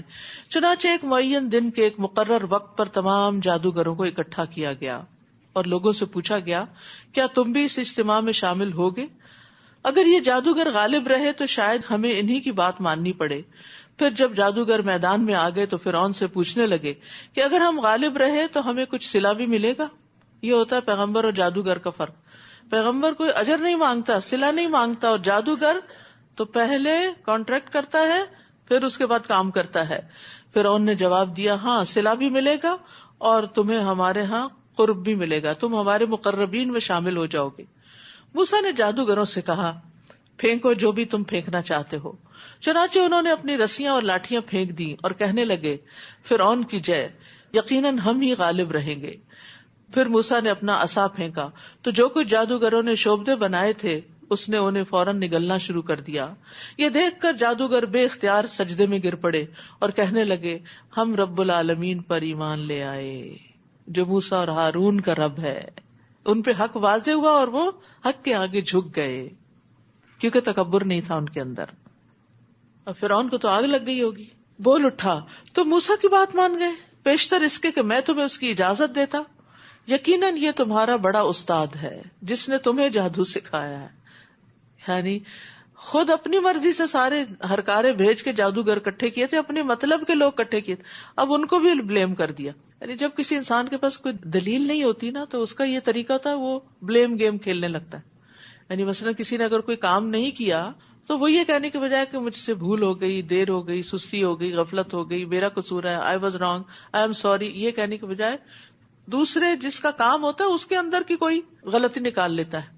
ہو نہ تو وہ ویسے جھوٹا الزام بھی لگا دیتا ہے کہ تمہاری وجہ سے یہ ہوا ہے. تو یہاں بھی یہی ہو رہا ہے کہ وہ موسیٰ علیہ السلام کو الزام دے رہے کہ یہ جادو بھی تم نے سکھایا، اس کا انجام تمہیں جلدی معلوم ہو جائے گا. میں تم سب کے ہاتھ اور پاؤں مخالف سمتوں میں کٹواؤں گا اور تم سب کو سولی چڑھا دوں گا. وہ کہنے لگے کچھ پرواہ نہیں، ہمیں اپنے رب کے حضور حاضر ہونا ہے. تم نے مارا تب بھی جانا ہے، خود مرے تب بھی جانا ہے، جب جانا وہی ہے تو یہ تو کوئی بڑی بات ہی نہیں کہ اس راستے میں ہماری جان بھی چلی جائے. ہم یہ توقع رکھتے ہیں کہ ہمارا رب ضرور ہماری خطائیں معاف فرما دے گا کیونکہ ہم سب سے پہلے ایمان لے آئے ہیں. اور ہم نے موسیٰ کو وحی کی کہ راتوں رات میرے بندوں کو لے کر نکل جاؤ، تمہارا تعاقب کیا جائے گا. یہ ہوتی ہے اللہ کی مدد. اس پر فرعون نے فوج اکٹھی کرنے کے لیے شہروں میں آدمی بھیج دیے. جب پتا چلا کہ سارے نکل گئے ہیں تو پھر سٹ پٹایا اور فوجیں اکٹھی کی اور انہیں کہلا بھیجا یہ مٹھی بھر لوگ ہیں جو ہمیں غصہ دلا رہے ہیں اور ہم یقیناً ایک مسلح جماعت ہیں. اس طرح ہم فرعونیوں کو ان کے باغات اور چشموں سے اور خزانوں اور بہترین قیام گاہوں سے نکال لائے. اللہ کی تدبیر دیکھیے کہ کس طرح سارے ہی گھروں سے نکل آئے، ساری دنیا کے مال متاع پیچھے چھوڑ آئے، ڈوبنے جا رہے تھے. اور اس طرح ہم نے بنی اسرائیل کو ان کا وارث بنا دیا. چنانچہ ایک دن صبح کے وقت فرعونی ان کے تعاقب میں چل پڑے. پھر جب دونوں جماعتوں نے ایک دوسرے کو دیکھ لیا تو موسیٰ کے ساتھ ہی چیخ اٹھے کہ ہم تو پکڑے گئے. یعنی ابھی بنی اسرائیل اپنے اصل مقام تک نہیں پہنچے تھے کہ پیچھے سے فرعون کی فوجیں آ گئی. اب آپ سوچئے ایک طرف سمندر ہے، دوسری طرف فوجیں ہیں، بیچ میں حال کیا ہوگا ان لوگوں کا جو پہلے ہی کمزور تھے، غلامی میں رہے ہوئے تھے، جن بیچاروں کی کوئی بڑی سوچ بھی نہیں تھی. موسیٰ نے کہا کلا ان معی ربی سیہدین، ہرگز ایسا نہیں ہوگا، میرے ساتھ میرا رب ہے، وہ ضرور میری رہنمائی کرے گا کہ اب مجھے کیا کرنا ہے. تو اس سے اللہ کی معیت کا پتہ چلتا ہے کہ اللہ اپنے بندوں کے ساتھ ہوتا ہے. جیسے نبی صلی اللہ علیہ وسلم نے غار ثور میں فرمایا تھا لا تحزن ان اللہ معنا، غم نہ کرو اللہ ہمارے ساتھ ہے. ویسے تو اللہ تعالیٰ اپنے علم کے ساتھ ہر بندے کے ساتھ ہے، ہر بندے کے بارے میں اس کو خوب پتا ہے، لیکن یہاں پر خاص مدد دینے کے لیے ساتھ ہے، وہ معنی مراد ہے. چنانچہ ہم نے موسیٰ کو وحی کی کہ اپنا عصا سمندر پر مارو. چنانچہ سمندر پھٹ گیا اور اس کا ہر ایک حصہ ایک بڑے پہاڑ کی طرح ساکن و جامد ہو گیا. اور اسی جگہ ہم دوسرے گروہ کو بھی قریب لے آئے. موسیٰ اور اس کے تمام ساتھیوں کو تو ہم نے بچا لیا اور دوسرے گروہ کو وہاں غرق کر دیا. اس واقعے میں بھی ایک نشانی ہے، لیکن ان میں سے اکثر ماننے والے نہیں. اور بلا شبہ تمہارا رب ہی ہر چیز پر غالب اور رحم کرنے والا ہے. اور انہیں ابراہیم کا قصہ بھی سنائیے جب اس نے اپنے باپ اور اپنی قوم سے پوچھا، یہ کیا چیزیں ہیں جن کی تم پوجا کرتے ہو؟ وہ کہنے لگے، ہم تو بتوں کی پوجا کرتے ہیں اور انہی کے پاس بیٹھے رہتے ہیں. ابراہیم نے پوچھا، جب تم انہیں پکارتے ہو تو یہ تمہاری بات سنتے ہیں یا تمہیں کوئی فائدہ یا نقصان پہنچا سکتے ہیں؟ وہ کہنے لگے، نہیں، بلکہ ہم نے اپنے آباء و اجداد کو ایسا کرتے پایا. ابراہیم نے کہا، بھلا دیکھو تو جن کو تم پوچھتے ہو اور تمہارے پہلے آباء و اجداد بھی پوچھتے رہے ہیں، یہ تو میرے دشمن ہیں، یعنی جو جہنم میں لے جانے والے ہیں، بجز رب العالمین کے. کون ہے رب العالمین؟ اتنا خوبصورت اس کو ڈیفائن کیا ابراہیم علیہ السلام نے. الذی خلقنی فہو یہدین، جس نے مجھے پیدا کیا اور وہی میری رہنمائی کرتا ہے. والذی هو یطعمنی ویسقین، وہی مجھے کھلاتا ہے اور پلاتا ہے. اسی لیے رات کو سوتے وقت آپ آخری دعا کیا کرتے ہیں؟ آخری دعاؤں میں الحمدللہ الذی اطعمنا وسقانا، آپ اس کی تعریف کر کے سوتے ہیں جو آپ کو کھلاتا ہے اور پلاتا ہے. وَإِذَا مَرِضْتُ فَهُوَ يَشْفِينِ، اور جب میں بیمار پڑتا ہوں تو وہی مجھے شفا دیتا ہے. یہ ہے رب پر ایمان لانا، یہ ہے رب پر توکل، یہ ہے خالص توحید. اور پھر آپ دیکھیے کہ باقی چیزیں اللہ کی طرف منسوب کی اور مرض کو اپنی طرف منسوب کیا. هُوَ يُطْعِمُنِي وَيَسْقِينِ وَإِذَا مَرِضْتُ، کہ جب میں بیمار ہوتا ہوں. اور حقیقت یہ ہے کہ انسان کی بیماری اس کی اپنی ہی کوتاہیوں کا نتیجہ ہوتی ہے. ہم بیمار کیوں ہوتے ہیں؟ کیونکہ ہم اپنے ساتھ کوئی ایسا کام کر بیٹھتے ہیں جو ہمیں نہیں کرنا چاہیے تھا. وہ کیوں کر بیٹھتے ہیں؟ کیونکہ ہمیں پتہ ہی نہیں ہوتا کہ نہیں کرنا. مثلا آپ کوئی خاص چیز کھا رہے ہوتے ہیں، بڑی مزے کی ہوتی ہے، اور آپ کو نہیں پتا ہوتا کہ وہی کھا کے آپ کی طبیعت خراب ہو جاتی، تو آپ جاہل ہیں نا، آپ کو پتہ ہی نہیں ہے کہ آپ کے لیے کیا فائدہ مند ہے. تو اس لیے ہم اپنی جہالت، اپنی غفلت اور اپنی خواہشات کی وجہ سے ایسے کام کر بیٹھتے ہیں جن کی بعد ہم بیمار پڑ جاتے ہیں. چاہے وہ روحانی بیمار ہو، چاہے وہ جسمانی بیمار ہو، وہ ہوتا اپنی ہی کسی غفلت کا نتیجہ ہے جس کو ہم بعض اوقات غلط سمجھ کر نہیں، ٹھیک سمجھ کے کر رہے ہوتے ہیں. تو بعض کام جن کو انسان ٹھیک بھی سمجھتا ہے لیکن وہ انسان کے حق میں غلط ہوتے ہیں اور وہ اس کو کسی نہ کسی طرح بیمار کر دیتے ہیں. تو ایسے میں جب انسان بیمار ہو جائے تو کس کے پاس جائے؟ اپنے رب کے پاس. اللہ تو ہی مجھے شفا دے، تو ہی مجھے شفا دے. ایک بہن اپنا ایکسپیرینس مجھے بتا رہی تھی کہ وہ مسجد میں کرسیاں ٹھیک کر رہی تھی، ایک کرسی ان کے پاؤں پہ لگی، پاؤں اتنا زیادہ سوج گیا کہ یعنی کہ شدید قسم کی وہ سوجن اور درد ہوئی. کہتی ہے کہ رات کو پچھلا پیر تھا، میں اللہ کو پکارتی رہی اور ساتھ میں نے دوا کھا لی اور صبح اٹھی تو بالکل ٹھیک چلنے کے قابل تھی. تو بعض اوقات یہ ہے کہ ہم دعا کے وقت میں دعا نہیں کرتے، یا صرف آہیں بھرتے رہتے ہیں، یا پھر صرف دوائیاں کھاتے رہتے ہیں. تو یہ بات ریسرچ سے بھی ثابت ہے کہ دوا کے ساتھ دعا کرنے والے مریض جلد صحت یاب ہوتے ہیں. اور اللہ ہی اصل میں تو شفا دیتا ہے، دوا میں بھی تاثیر وہ ڈالتا ہے اس وقت جب ڈاکٹر کو اللہ ہی سمجھ دے کہ یہ دوا اس مریض کو دے دو، ورنہ وہ الٹی بھی دے دیتا ہے اور انسان ڈاکٹروں کے ہاتھوں مرتے بھی ہیں. پچھلے دنوں میں ایک آرٹیکل پڑھ رہی تھی کہ کس کثیر تعداد میں لوگ ڈاکٹروں کے ہاتھ مرتے. کہتے ہیں ایکسیڈنٹس میں اتنے لوگ نہیں مرتے جتنے ڈاکٹروں کی غلط دوائیاں تجویز کرنے سے مرتے. جہالت ہے نا، ہم جتنے بھی پڑھ لکھ جائیں، اللہ کے آگے ہمارا علم کیا ہے؟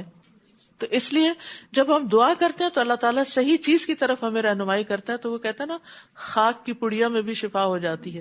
تو وہ خاک کی پڑیا میں شفا اللہ تعالیٰ ہی ڈالتا ہے.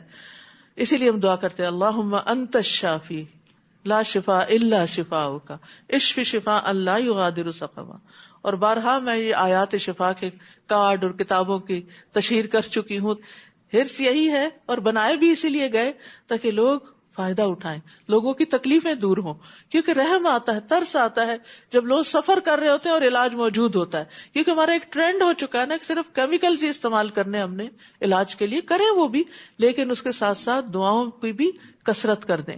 اور جتنی پابندی آپ اینٹی بایوٹک لینے میں کرتے ہیں گھنٹوں کی، ایسے ہی صبح شام کے اذکار کی بھی پابندی کریں کہ وہ ٹائم مس نہ ہو. اور پھر یہ ہے کہ انسان کا پورا یقین بھی اس بات پر ہو کہ شفا اللہ ہی دیتا ہے، اور اللہ سبحانہ وتعالیٰ دوا کے بغیر بھی شفا دے سکتا ہے. جیسے یعقوب علیہ السلام کی آنکھیں لوٹ آئی تھیں کسی آپریشن سے، ان کا وہ موتیا ٹھیک کر دیا گیا تھا؟ نہیں، بس اللہ کا حکم ہوا، قمیص ڈالی گئی اور آنکھیں دیکھنے لگی. یہ قرآن بتا رہا ہے ہمیں، تو ہمارا یقین ہونا چاہیے، کیونکہ جس یقین سے ہم دعا مانگتے ہیں نا اسی سے پھر ہمیں فائدہ ہوتا ہے. تو اللہ تعالیٰ سے شفا اور آسانیاں طلب کرنی چاہیے. والذی یمیتنی ثم یحیین، نیز وہی مجھے موت دے گا پھر وہی مجھے زندہ کرے گا. یہ ہوتا ہے رب جس کے ہاتھ میں میری موت اور زندگی ہے، اور جس سے میں توقع رکھتا ہوں ان یغفر لی خطیئتی یوم الدین، کہ قیامت کے دن وہ میری خطائیں معاف کر دے گا، بدلے کے دن معافی مل جائے گی. رب اغفر لی خطیئتی یوم الدین، یہ نہیں کہا یوم القیامہ، یوم الاخر، یوم الدین، جس دن بدلہ ملنا ہے. مجھے پتا ہے میری غلطیاں ہیں، میرے قصور ہیں، میری خطائیں ہیں، تو مالک یوم الدین ہے، بس اس دن مجھے معاف کر دینا. ربی حب لی حکما والحقنی بالصالحین. اب رب سے دعائیں کرتے ہیں. اس کے بعد ابراہیم علیہ السلام نے دعا کی، اے میرے رب مجھے حکمت عطا کر. ہمیں بھی بڑی ضرورت ہے. حکمت وہ سمجھ ہوتی ہے جو اللہ دیتا ہے، ایک ہوتی ہے سمجھ بوجھ جو ہم کتابوں سے تجربات سے حاصل کرتے ہیں، اور حکمت وَمَن يُؤْتِ الْحِكْمَةَ فَقَدْ أُوتِيَ خَيْرًا كَثِيرًا، یہ سراسر اللہ کا انعام ہوتی ہے، اللہ سے مانگنی چاہیے. اور جب حکمت آ جاتی ہے تو آپ کے اندر ایسی فراست آتی ہے، آپ چیزوں کو اس طرح سمجھنے لگتے ہیں کہ جیسے کوئی اور سمجھ نہیں پاتا، اور بعض اوقات آپ کا نقطہ نظر لوگ نہیں سمجھ پاتے، اتنی دور رس آپ کی نگاہ ہو جاتی. کوئی چھوٹی سی بات کرتا ہے، اس سے آپ ایک بڑی بات کا نتیجہ اخذ کر لیتے ہیں. یہ حکمت کی وجہ سے ہوتا ہے. وَأَلْحِقْنِي بِالصَّالِحِينَ، یہ ان کی دعا تھی کہ نیک لوگوں کا ساتھ ہو. نیک لوگوں کا ساتھ اس لیے بھی اچھا کہ ان کو دیکھ کے انسان کا دل کرتا ہے ہم بھی نیک بن جائیں، کیونکہ انسان اپنی مجلس کا یا اپنے ساتھیوں کا ایک حصہ ہوتا ہے. جیسے وہ ہوتے ہیں ویسا ہی وہ ہو جاتا ہے. خربوزے سے خربوزہ رنگ پکڑتا ہے. دوسرا یہ ہے کہ نیک لوگوں کی وجہ سے انسان برائیوں سے بچا رہتا ہے. پھر یہ ہے کہ نیک لوگوں کے ساتھ ہوتا ہے تو مرتے وقت وہی قریب ہوتے ہیں اور کلمہ پڑھوا دیتے ہیں. نیک لوگوں کا ساتھ ہو تو پھر مرنے کے بعد بھی وہ دعائیں کرتے رہتے ہیں. اور نیک لوگوں کا ساتھ ہو تو وہ ان پر ایسا اعتماد کا لیول ہوتا ہے کہ آپ کو پتا ہوتا ہے انہوں نے ہماری غیبت نہیں کرنی، انہوں نے ہمیں دھوکہ نہیں دینا. کیا لذت ہوتی ہے اس کمپنی میں کہ جس کے بارے میں آپ کو یہ ٹرسٹ ہو کہ یہ ہمارے ہمدردی ہیں، یہ ہمارے لیے خیر ہی چاہیں گے. کتنی خوشی ہوتی ہے آپ کو ایسے لوگوں سے مل کر، اور کتنی تکلیف میں ہوتے ہیں آپ جب آپ کو یہ پتا ہو کہ آپ کا ساتھی جو ہے وہ دھوکے باز ہے، کہ چاہے یہ گھر کے اندر ہو ساتھی یا گھر کے باہر کوئی انسانوں کے جو کلیگز ہیں یا کوئی بھی لوگ جن کے ساتھ انسان مل جل کے رہتا ہے، اس کی سوشل لائف ہے. وَاجْعَلْ لِي لِسَانَ صِدْقٍ فِي الْآخِرِينَ، اور پچھلے لوگوں میں مجھے سچی ناموری عطا کرے. سچی ناموری کیوں؟ کیونکہ بہت سے لوگ کام نہیں کرتے لیکن تعریف بہت چاہتے. منافقین کی بھی کوالٹی تھی، وَيُحِبُّونَ أَن يُحْمَدُوا بِمَا لَمْ يَفْعَلُوا، وہ پسند کرتے ہیں کہ ان کی اس کام پہ تعریف کی جائے جو انہوں نے کیا ہی نہیں. استغفر اللہ. یہ ہم سب کو بھی اپنا جائزہ لینا چاہیے کہ ہم انڈیو ایڈوانٹیج تو نہیں لیتے کہ کام ہم نہیں کرتے، کام دوسرے کریں اور فرنٹ پہ ہم ہو کہ جیسے سارا کمال ہم نے کیا. تو ایسی چیز سے بھی پناہ مانگنی چاہیے، کیونکہ یہ بہت بڑا دھوکہ، انسان نیکیوں میں پیچھے رہ جاتا ہے. کیونکہ جب سب واہ واہ کرنے لگتے تو انسان تو ہوتا ہے میں تو بہت کچھ بن گیا ہوں. تو ہو سکتا ہے کہ ان کی آنکھوں کا دھوکہ اور وہ جھوٹی تعریف کر رہے ہوں، یا ویسے ہی آپ کی ایک کرٹیسی میں کوئی بات آپ کے لیے کہہ رہے ہوں. تو ابراہیم علیہ السلام نے بڑی خوبصورت دعا مانگی کہ اللہ سچی ناموری، یعنی جو واقعی درست ہو اور بعد میں بھی لوگ اچھے الفاظ سے یاد کریں تاکہ ان کے لیے بھی ایک نمونہ بن جاؤں. تو اللہ سبحانہ تعالیٰ نے ابراہیم علیہ السلام کو کیا بنا دیا، پھر نبی صلی اللہ علیہ وسلم اور آپ کے ساتھیوں کے لیے کیا ہے، بہترین نمونہ ہے. اور مجھے نعمتوں والی جنتوں کے وارثوں میں شامل کر دے، اور میرے باپ کو معاف کر دے، بلا شبہ وہ گمراہوں میں سے ہے. اور جس دن لوگ دوبارہ اٹھائے جائیں گے مجھے رسوا نہ کرنا، یعنی باپ کی وجہ سے.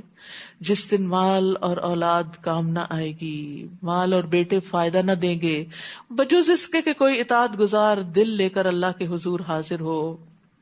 الا من اتى اللہ بقلب سلیم. یہ قلب سلیم کیا ہوتا ہے؟ اس کی 5 صفات ہوتی ہیں: اسلم، سلم، استسلم، سلم، سالم. اسلم کا معنی ہے وہ اللہ کے لیے مطیع ہے. سلم کا معنی ہے اس نے رسول اللہ کی اطاعت کو تسلیم کر لیا. استسلم کا معنی اس نے اللہ کی قضاء اور قدر کے فیصلے کو قبول کر لیا. سلمہ کا معنی ہے وہ ہر اس چیز سے سلامتی میں آ گیا، پاک ہو گیا جو اللہ کے ذکر اور عبادت سے دور کرنے والی ہے. سالمہ کا معنی ہے اس نے اللہ کے دوستوں سے صلح کر لی اور اللہ کے دشمنوں سے دشمنی کر لی. تو یہ سلامت دل کی 5 صفات ہیں. جس انسان کے اندر یہ 5 کوالٹیز ہوں گی، اس کا دل قلب سلیم ہوگا، اور پھر وہ قلب سلیم اس کے لیے نجات کا باعث ہوگا. یہ کام آئے گا کیونکہ اللہ تعالیٰ انسان کے دل کی حالت کو دیکھے گا. اللہ شکل نہیں دیکھے گا، دل دیکھے گا. رسول اللہ صلی اللہ علیہ وسلم سے پوچھا گیا افضل لوگ کون ہیں، بہترین کون لوگ ہیں؟ فرمایا ہر پاک صاف دل والا، زبان کا سچا. لوگوں نے کہا زبان کے سچے کو تو ہم جانتے ہیں، یہ پاک صاف دل والا کون ہے؟ فرمایا پرہیزگار، صاف ستھرا، جس کے دل میں نہ گناہ ہو، نہ ظلم، نہ کینہ، نہ حسد. اللہ ہم ان سب چیزوں سے بچائے، کیونکہ کہیں نہ کہیں سے یہ حسد آ ہی جاتا ہے انسان کے اندر، اور یہ اللہ کے رحمت سے ہی انسان سے دور ہوتا ہے. اور قلب سلیم کی دعا بھی کرنی چاہیے. وَأَسْأَلُكَ قَلْبًا سَلِيمًا وَلِسَانًا صَادِقًا وَأُزْلِفَتِ الْجَنَّةُ لِلْمُتَّقِينَ.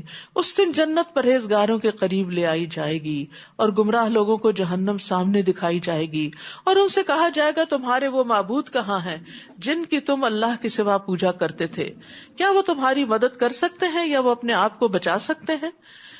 ان معبودوں کو اور ان گمراہوں کو جہنم میں منہ کے بل پھینک دیا جائے گا، اور ابلیس کے سب لشکروں کو بھی جو اس کے ساتھی ہیں. قالوا وهم فيها يختصمون. جہنم میں یہ سب آپس میں جھگڑ رہے ہوں گے.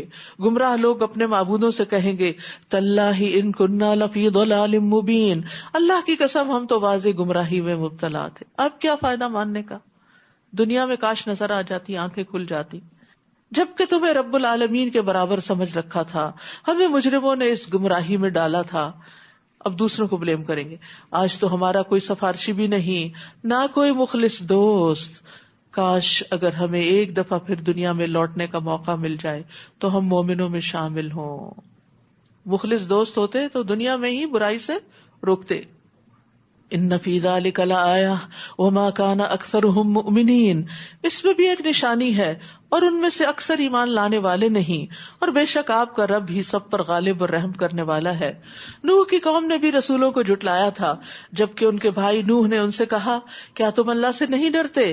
میں تمہارے لیے ایک امانت دار رسول ہوں، لہٰذا اللہ سے ڈرو اور میری اطاعت کرو. میں تم سے اس تبلیغ پر کوئی صلہ نہیں مانگتا، میرا صلہ تو اللہ رب العالمین کے ذمہ ہے، لہٰذا تم اللہ سے ڈرتے رہو اور میری اطاعت کرو. وہ کہنے لگے کیا ہم تجھ پر ایمان لائیں، حالانکہ تمہاری پیروی تو بہت گھٹیا لوگوں نے کی ہے.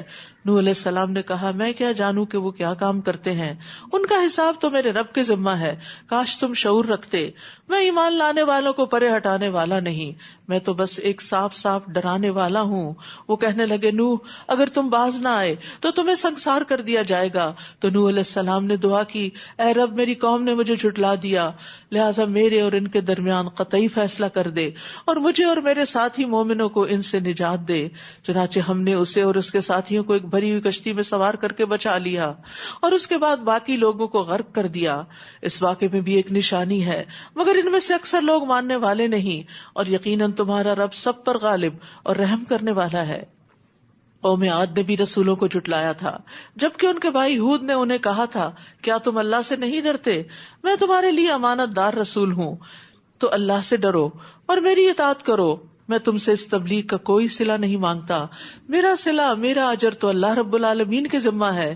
یہ کیا بات ہے کہ تم ہر بلند جگہ پر بے فائدہ ایک یادگار تعمیر بنا ڈالتے ہو اور عمارتیں اتنی شاندار بناتے ہو کہ شاید تم ہمیشہ ان میں رہو گے، اور جب کسی پر ہاتھ ڈالتے ہو تو جبار بن کر ڈالتے ہو.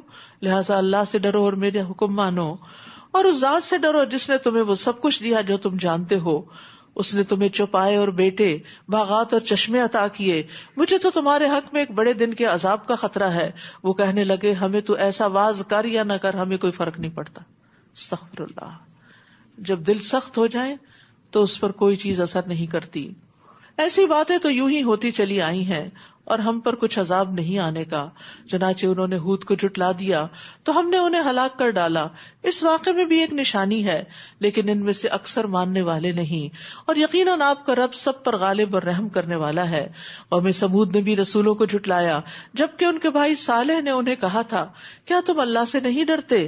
میں یقیناً تمہارے لیے ایک امانت دار رسول ہوں، لہٰذا اللہ سے ڈرو اور میری اطاعت کرو۔ میں تم سے اس کام کو کوئی صلہ نہیں مانگتا، میرا صلہ، میرا اجر تو اللہ رب العالمین کے ذمہ ہے۔ آپ دیکھیے ہر پیغمبر کی دعوت کا ایک ہی انداز ہے، ایک ہی رب کی طرف سب نے بلایا ہے، توحید کا سبق دیا ہے۔ کیا تم یہاں کے سامان عیش و عشرت میں امن سے رہنے کے لیے چھوڑ دیے جاؤ گے؟ ان باغات میں اور چشموں میں اور کھیتوں میں اور کھجوروں میں جن کے خوشے بہت ملائم ہیں، اور تم پہاڑوں کو تراش تراش کر فخریہ ان میں گھر بناتے ہو۔ سو اللہ سے ڈرو اور میری اطاعت کرو، اور حد سے گزرنے والوں کی بات نہ مانو، جو ملک میں فساد کرتے پھرتے ہیں اور اصلاح کا کوئی کام نہیں کرتے، یعنی اللہ کی اطاعت نہیں کرتے اور نافرمانیاں ہی کرتے جا رہے ہیں۔ وہ کہنے لگے، تم تو ایک سحر زدہ آدمی ہو، تم ہمارے ہی جیسے ایک آدمی ہو، اگر تم سچے ہو تو کوئی نشانی لاؤ۔ صالح علیہ السلام نے کہا، نشانی یہ اونٹنی ہے، ایک دن اس اونٹنی کے پانی پینے کے لیے مقرر ہے، اور ایک دن تم سب کے لیے، اسے کوئی دکھ نہ پہنچانا، ورنہ ایک بڑے دن کا عذاب تمہیں آ لے گا۔ مگر ان لوگوں نے اس اونٹنی کی کونچیں کاٹ ڈالی، پھر عذاب کے ڈر سے لگے پچھتانے، آخر عذاب نے انہیں آ لیا۔ اس واقعے میں بھی ایک نشانی ہے، مگر ان میں سے اکثر ماننے والے نہیں۔ یاد رکھیے، جب بھی کسی گناہ پر پچھتاوا ہو تو توبہ کریں، خالی پچھتاتے نہ رہیں۔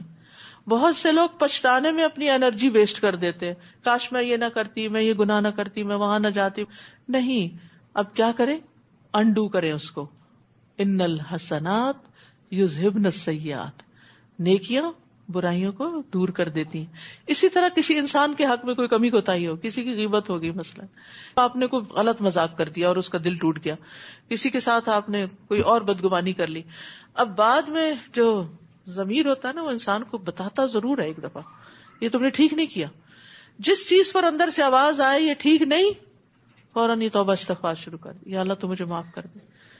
پتہ نہیں کیسے منہ سے بات نکلی، میں نے ایسے سوچا ہی کیوں، یہ کام کیوں کر دیا، میں نے اس کو نہ کیوں کر دی۔ بعض اوقات ہوتا ہے نا، کوئی شخص ضرورت لے کے آتا ہے تو آپ غصے میں بیٹھے ہوتے ہیں، اس کو نہ کر دیتے ہیں، اور بعد میں آپ کو افسوس ہوتا ہے، واپس چلے جائیں، سوری مجھ سے غلطی ہو گئی۔ پھر اسی طرح اللہ سبحانہ وتعالیٰ کے حق میں کوئی کمی ہو گئی، فوراً توبہ۔ تو اس چیز سے انسان کی انرجی پازیٹو رخ پہ چل پڑتی ہے، اور وہ پریشانیوں اور غم سے اور تکلیف سے محفوظ ہو جاتا ہے۔ ورنہ شیطان کا طریقہ یہی ہے، پہلے غلطی کرواؤ اور پھر جب کر بیٹھے تو نادمی کرواتے رہو، پشیمانی رکھو، پریشانی رکھو۔ تو شیطان کی ان دونوں چالوں سے محفوظ رہنا ہے۔ آخر عذاب نے انہیں آ لیا کیونکہ توبہ جو نہیں کی۔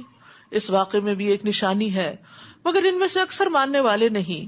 بلا شبہ آپ کا رب بھی سب پر غالب اور رحم کرنے والا ہے۔ اور لوط کی قوم نے بھی رسولوں کو جھٹلایا تھا، جبکہ انہیں ان کے بھائی لوط نے کہا تھا، کیا تم اللہ سے نہیں ڈرتے؟ یقیناً میں تمہارے لیے امانت دار رسول ہوں۔ امانت رسولوں کا خاصہ ہوتی ہے، لہٰذا اللہ سے ڈرتے رہو اور میری اطاعت کرو، اور میں اس تبلیغ کے کام پر تم سے کوئی صلہ نہیں مانگتا، میرا صلہ تو اللہ رب العالمین کے ذمہ ہے۔ کیا تم جہان والوں میں سے مردوں کے پاس جاتے ہو اور تمہارے رب نے تمہارے لیے جو بیویاں پیدا کی ہیں انہیں چھوڑ دیتے ہو؟ بلکہ تم لوگ تو حد سے نکل گئے ہو، حد سے آگے گزر گئے ہو۔ بل انتم قوم عادون، کہ تم نے کیا طریقہ اختیار کر لیا کہ جس میں رب کی ناراضگی بھی ہے، عورتوں کی حق تلفی بھی ہے، اور فطرت کی خلاف ورزی بھی ہے۔ وہ کہنے لگے، اے لوط، تم اگر ان باتوں سے باز نہ آئے تو تمہیں جلاوطن کر دیا جائے گا۔ اس نے کہا، میں تمہارے اس کام سے سخت بیزار ہوں، میں اس سے اگری نہیں کرتا، اور یہی مومن کی شان ہوتی ہے۔ پھر دعا کی، اے رب، جو کام یہ لوگ کر رہے ہیں اس سے مجھے اور میرے گھر والوں کو نجات دے دے، ہمیں اس ماحول سے نکال دے۔ چنانچہ ہم نے اسے اور اس کے سب اہل خانہ کو نجات دی، بجز ایک بڑھیا کے جو پیچھے رہ جانے والوں میں شامل تھی۔ پھر باقی ماندہ لوگوں کو ہم نے ہلاک کر دیا، اور ہم نے ان پر ایک خاص بارش برسائی۔ کتنی بری تھی وہ برسات جو ڈرائے جانے والے لوگوں پہ برسائی گئی۔ وہ پانی والی بارش نہیں تھی، وہ پتھروں کی بارش تھی۔ سوچئے کبھی اولے بھی پڑتے ہیں نا، تھوڑا سائز بڑا ہو جائے تو گھبراہٹ شروع ہو جاتی ہے، ونڈوز ٹوٹ جائیں گی، ونڈ سکرین ٹوٹ جائیں گی، فصلیں تباہ ہو جائیں گی، کیا کیا نقصان ہو جائیں گے. اور اگر انسان خود باہر ہو تو چوٹ لگتی ہے، مگر وہ آپ نے دیکھا ہوگا کہ اولے زمین پہ گرتے ٹوٹ جاتے ہیں، آئسی تو ہوتی ہے. لیکن یہ پتھر، اور وہ بھی کھنگر کی قسم کے پتھر جو سخت پکے پتھر تھے کہ جو لگ کے بھی ٹوٹنے والے نہیں تھے، بلٹس کی طرح ان کے اندر جا رہے تھے اور ان کو ہلاک کرنے کا باعث تھے. اس واقعے میں بھی ایک نشانی ہے، لیکن ان میں سے اکثر ماننے والے نہیں، اور یقیناً آپ کا رب سب پر غالب اور رحم کرنے والا ہے. اصحاب الایکا، اصحاب مدین نے بھی رسولوں کو جھٹلایا، جبکہ ان سے شعیب نے کہا کیا تم ڈرتے نہیں، میں تمہارے لیے امانت دار رسول ہوں. ہر رسول نے اپنی امانت کی تسلی دی کہ میں جو بات کروں گا درست کروں گا، تو لہٰذا اللہ سے ڈرو اور میری اطاعت کرو. میں تم سے اس تبلیغ کا کوئی صلہ نہیں مانگتا، میرا صلہ تو اللہ رب العالمین کے ذمہ ہے. ناپ پورا دیا کرو اور لوگوں کو گھاٹا نہ دیا کرو، اور سیدھی ترازو سے تولا کرو، اور لوگوں کو ان کی اشیاء کم نہ دیا کرو، اور زمین میں فساد نہ مچاتے پھرو. اور اس رب سے ڈرو جس نے تمہیں پیدا کیا اور تم سے پہلے لوگوں کو بھی. وہ کہنے لگے تم تو ایک جادو کے مارے ہوئے آدمی ہو، اور ہم ہی جیسے ایک انسان ہو، اور ہم تو تمہیں جھوٹا ہی خیال کرتے ہیں. ہر پیغمبر کو یہ لفظ سننا پڑا کہ ان پہ جادو ہو چکا ہے، ان کا دماغ چل چکا ہے، یہ مجنون ہے. یہ پیغمبروں کی سنت ہے. لہٰذا اگر آج آپ پہ کوئی الزام لگائے تو مائنڈ نہ کریں، وہی طریقہ اختیار کریں جو پیغمبروں نے کیا. وہ اس پر ان سے روٹ نہیں گئے کہ اب میں نہیں تمہیں کچھ بتانے والا، تم مجھ پہ اتنے جھوٹے الزام لگا رہے. ہمارا طرز عمل کیا ہوتا ہے، ذرا سے کسی شخص سے تکلیف پہنچی ہے تو اسے بائیکاٹ ہی کر دیا. فَأَسْقِطْ عَلَيْنَا كِسَفًا مِّنَ السَّمَاءِ إِن كُنتَ مِنَ الصَّادِقِينَ. اگر تم سچے ہو تو ہم پر آسمان سے کوئی ٹکڑا گرا دو. شعیب نے کہا جو کچھ تم کرتے ہو میرا رب اسے خوب جانتا ہے. اس بات کا جواب نہیں دیا کیونکہ کچھ بڑے نامعقول مطالبے ہوتے ہیں، ان پہ توجہ نہیں دینی چاہیے. جیسے بچے بھی ہے نا، بعض اوقات بہت ان ریئلسٹک فرمائشیں کرتے ہیں کہ جو ان کو پتہ بھی ہوتا ہے یہ پوری ہونے والی نہیں. تو اس بات میں نہ پڑے اس چیز کا یہ نقصان ہے، اس کا یہ فائدہ ہے، یہ فلاں ہے فلاں. بات بدلیں، کیونکہ کچھ باتوں کو صرف بدل کر ہی خلاصی ہو سکتی ہے. ٹاپک چینج کریں، کیونکہ دوسرا ابھی دلیل سننے کے موڈ میں نہیں ہے. تو جب کوئی دلیل سن نہ رہا ہو تو اپنی دلیلیں گوائیں نہیں. ٹھیک ہے. فَكَذَّبُوهُ فَأَخَذَهُمْ عَذَابُ يَوْمِ الظُّلَّةِ إِنَّهُ كَانَ عَذَابَ يَوْمٍ عَظِيمٍ. چنانچہ انہوں نے شعیب کو جھٹلا دیا تو سائے والے دن کے عذاب نے انہیں آ پکڑا. بلا شبہ وہ بڑے سخت دن کا عذاب تھا.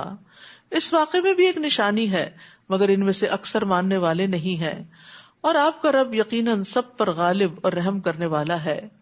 وَإِنَّهُ لَتَنزِيلُ رَبِّ الْعَالَمِينَ.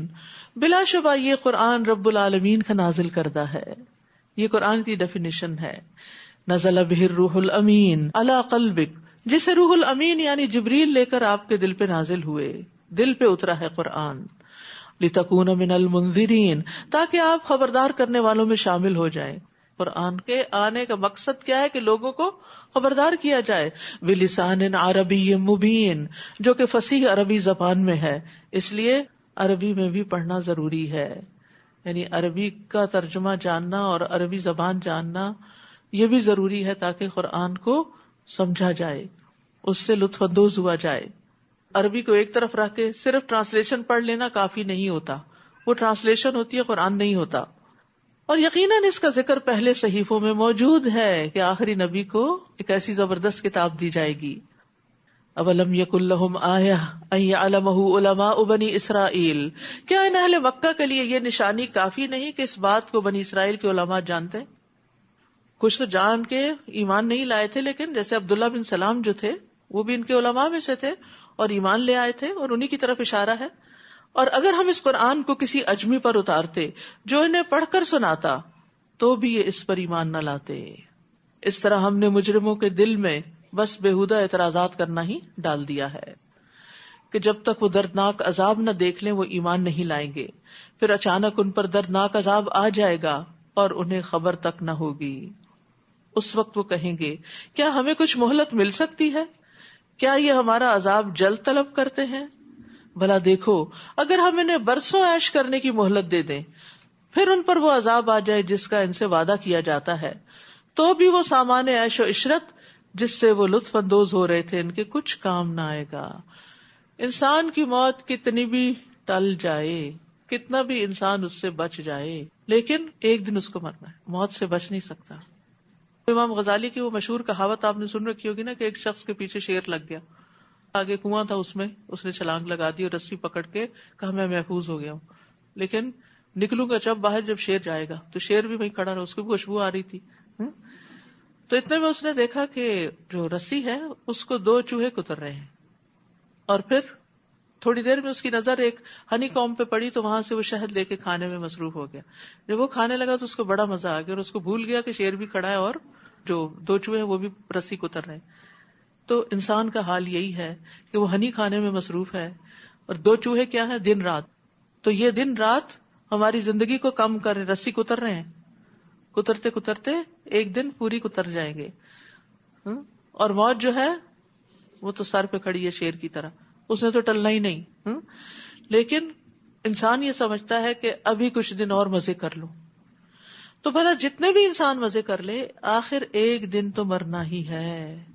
اس لیے عقل مند وہ ہے جو اس کی تیاری کر لے، وہ ہنی کھانے میں مصروف نہ رہے، وہ دنیا کے میٹھے کے پیچھے نہ بھاگتا رہے کہ صرف اپنی خواہشات کی پیروی کرنا.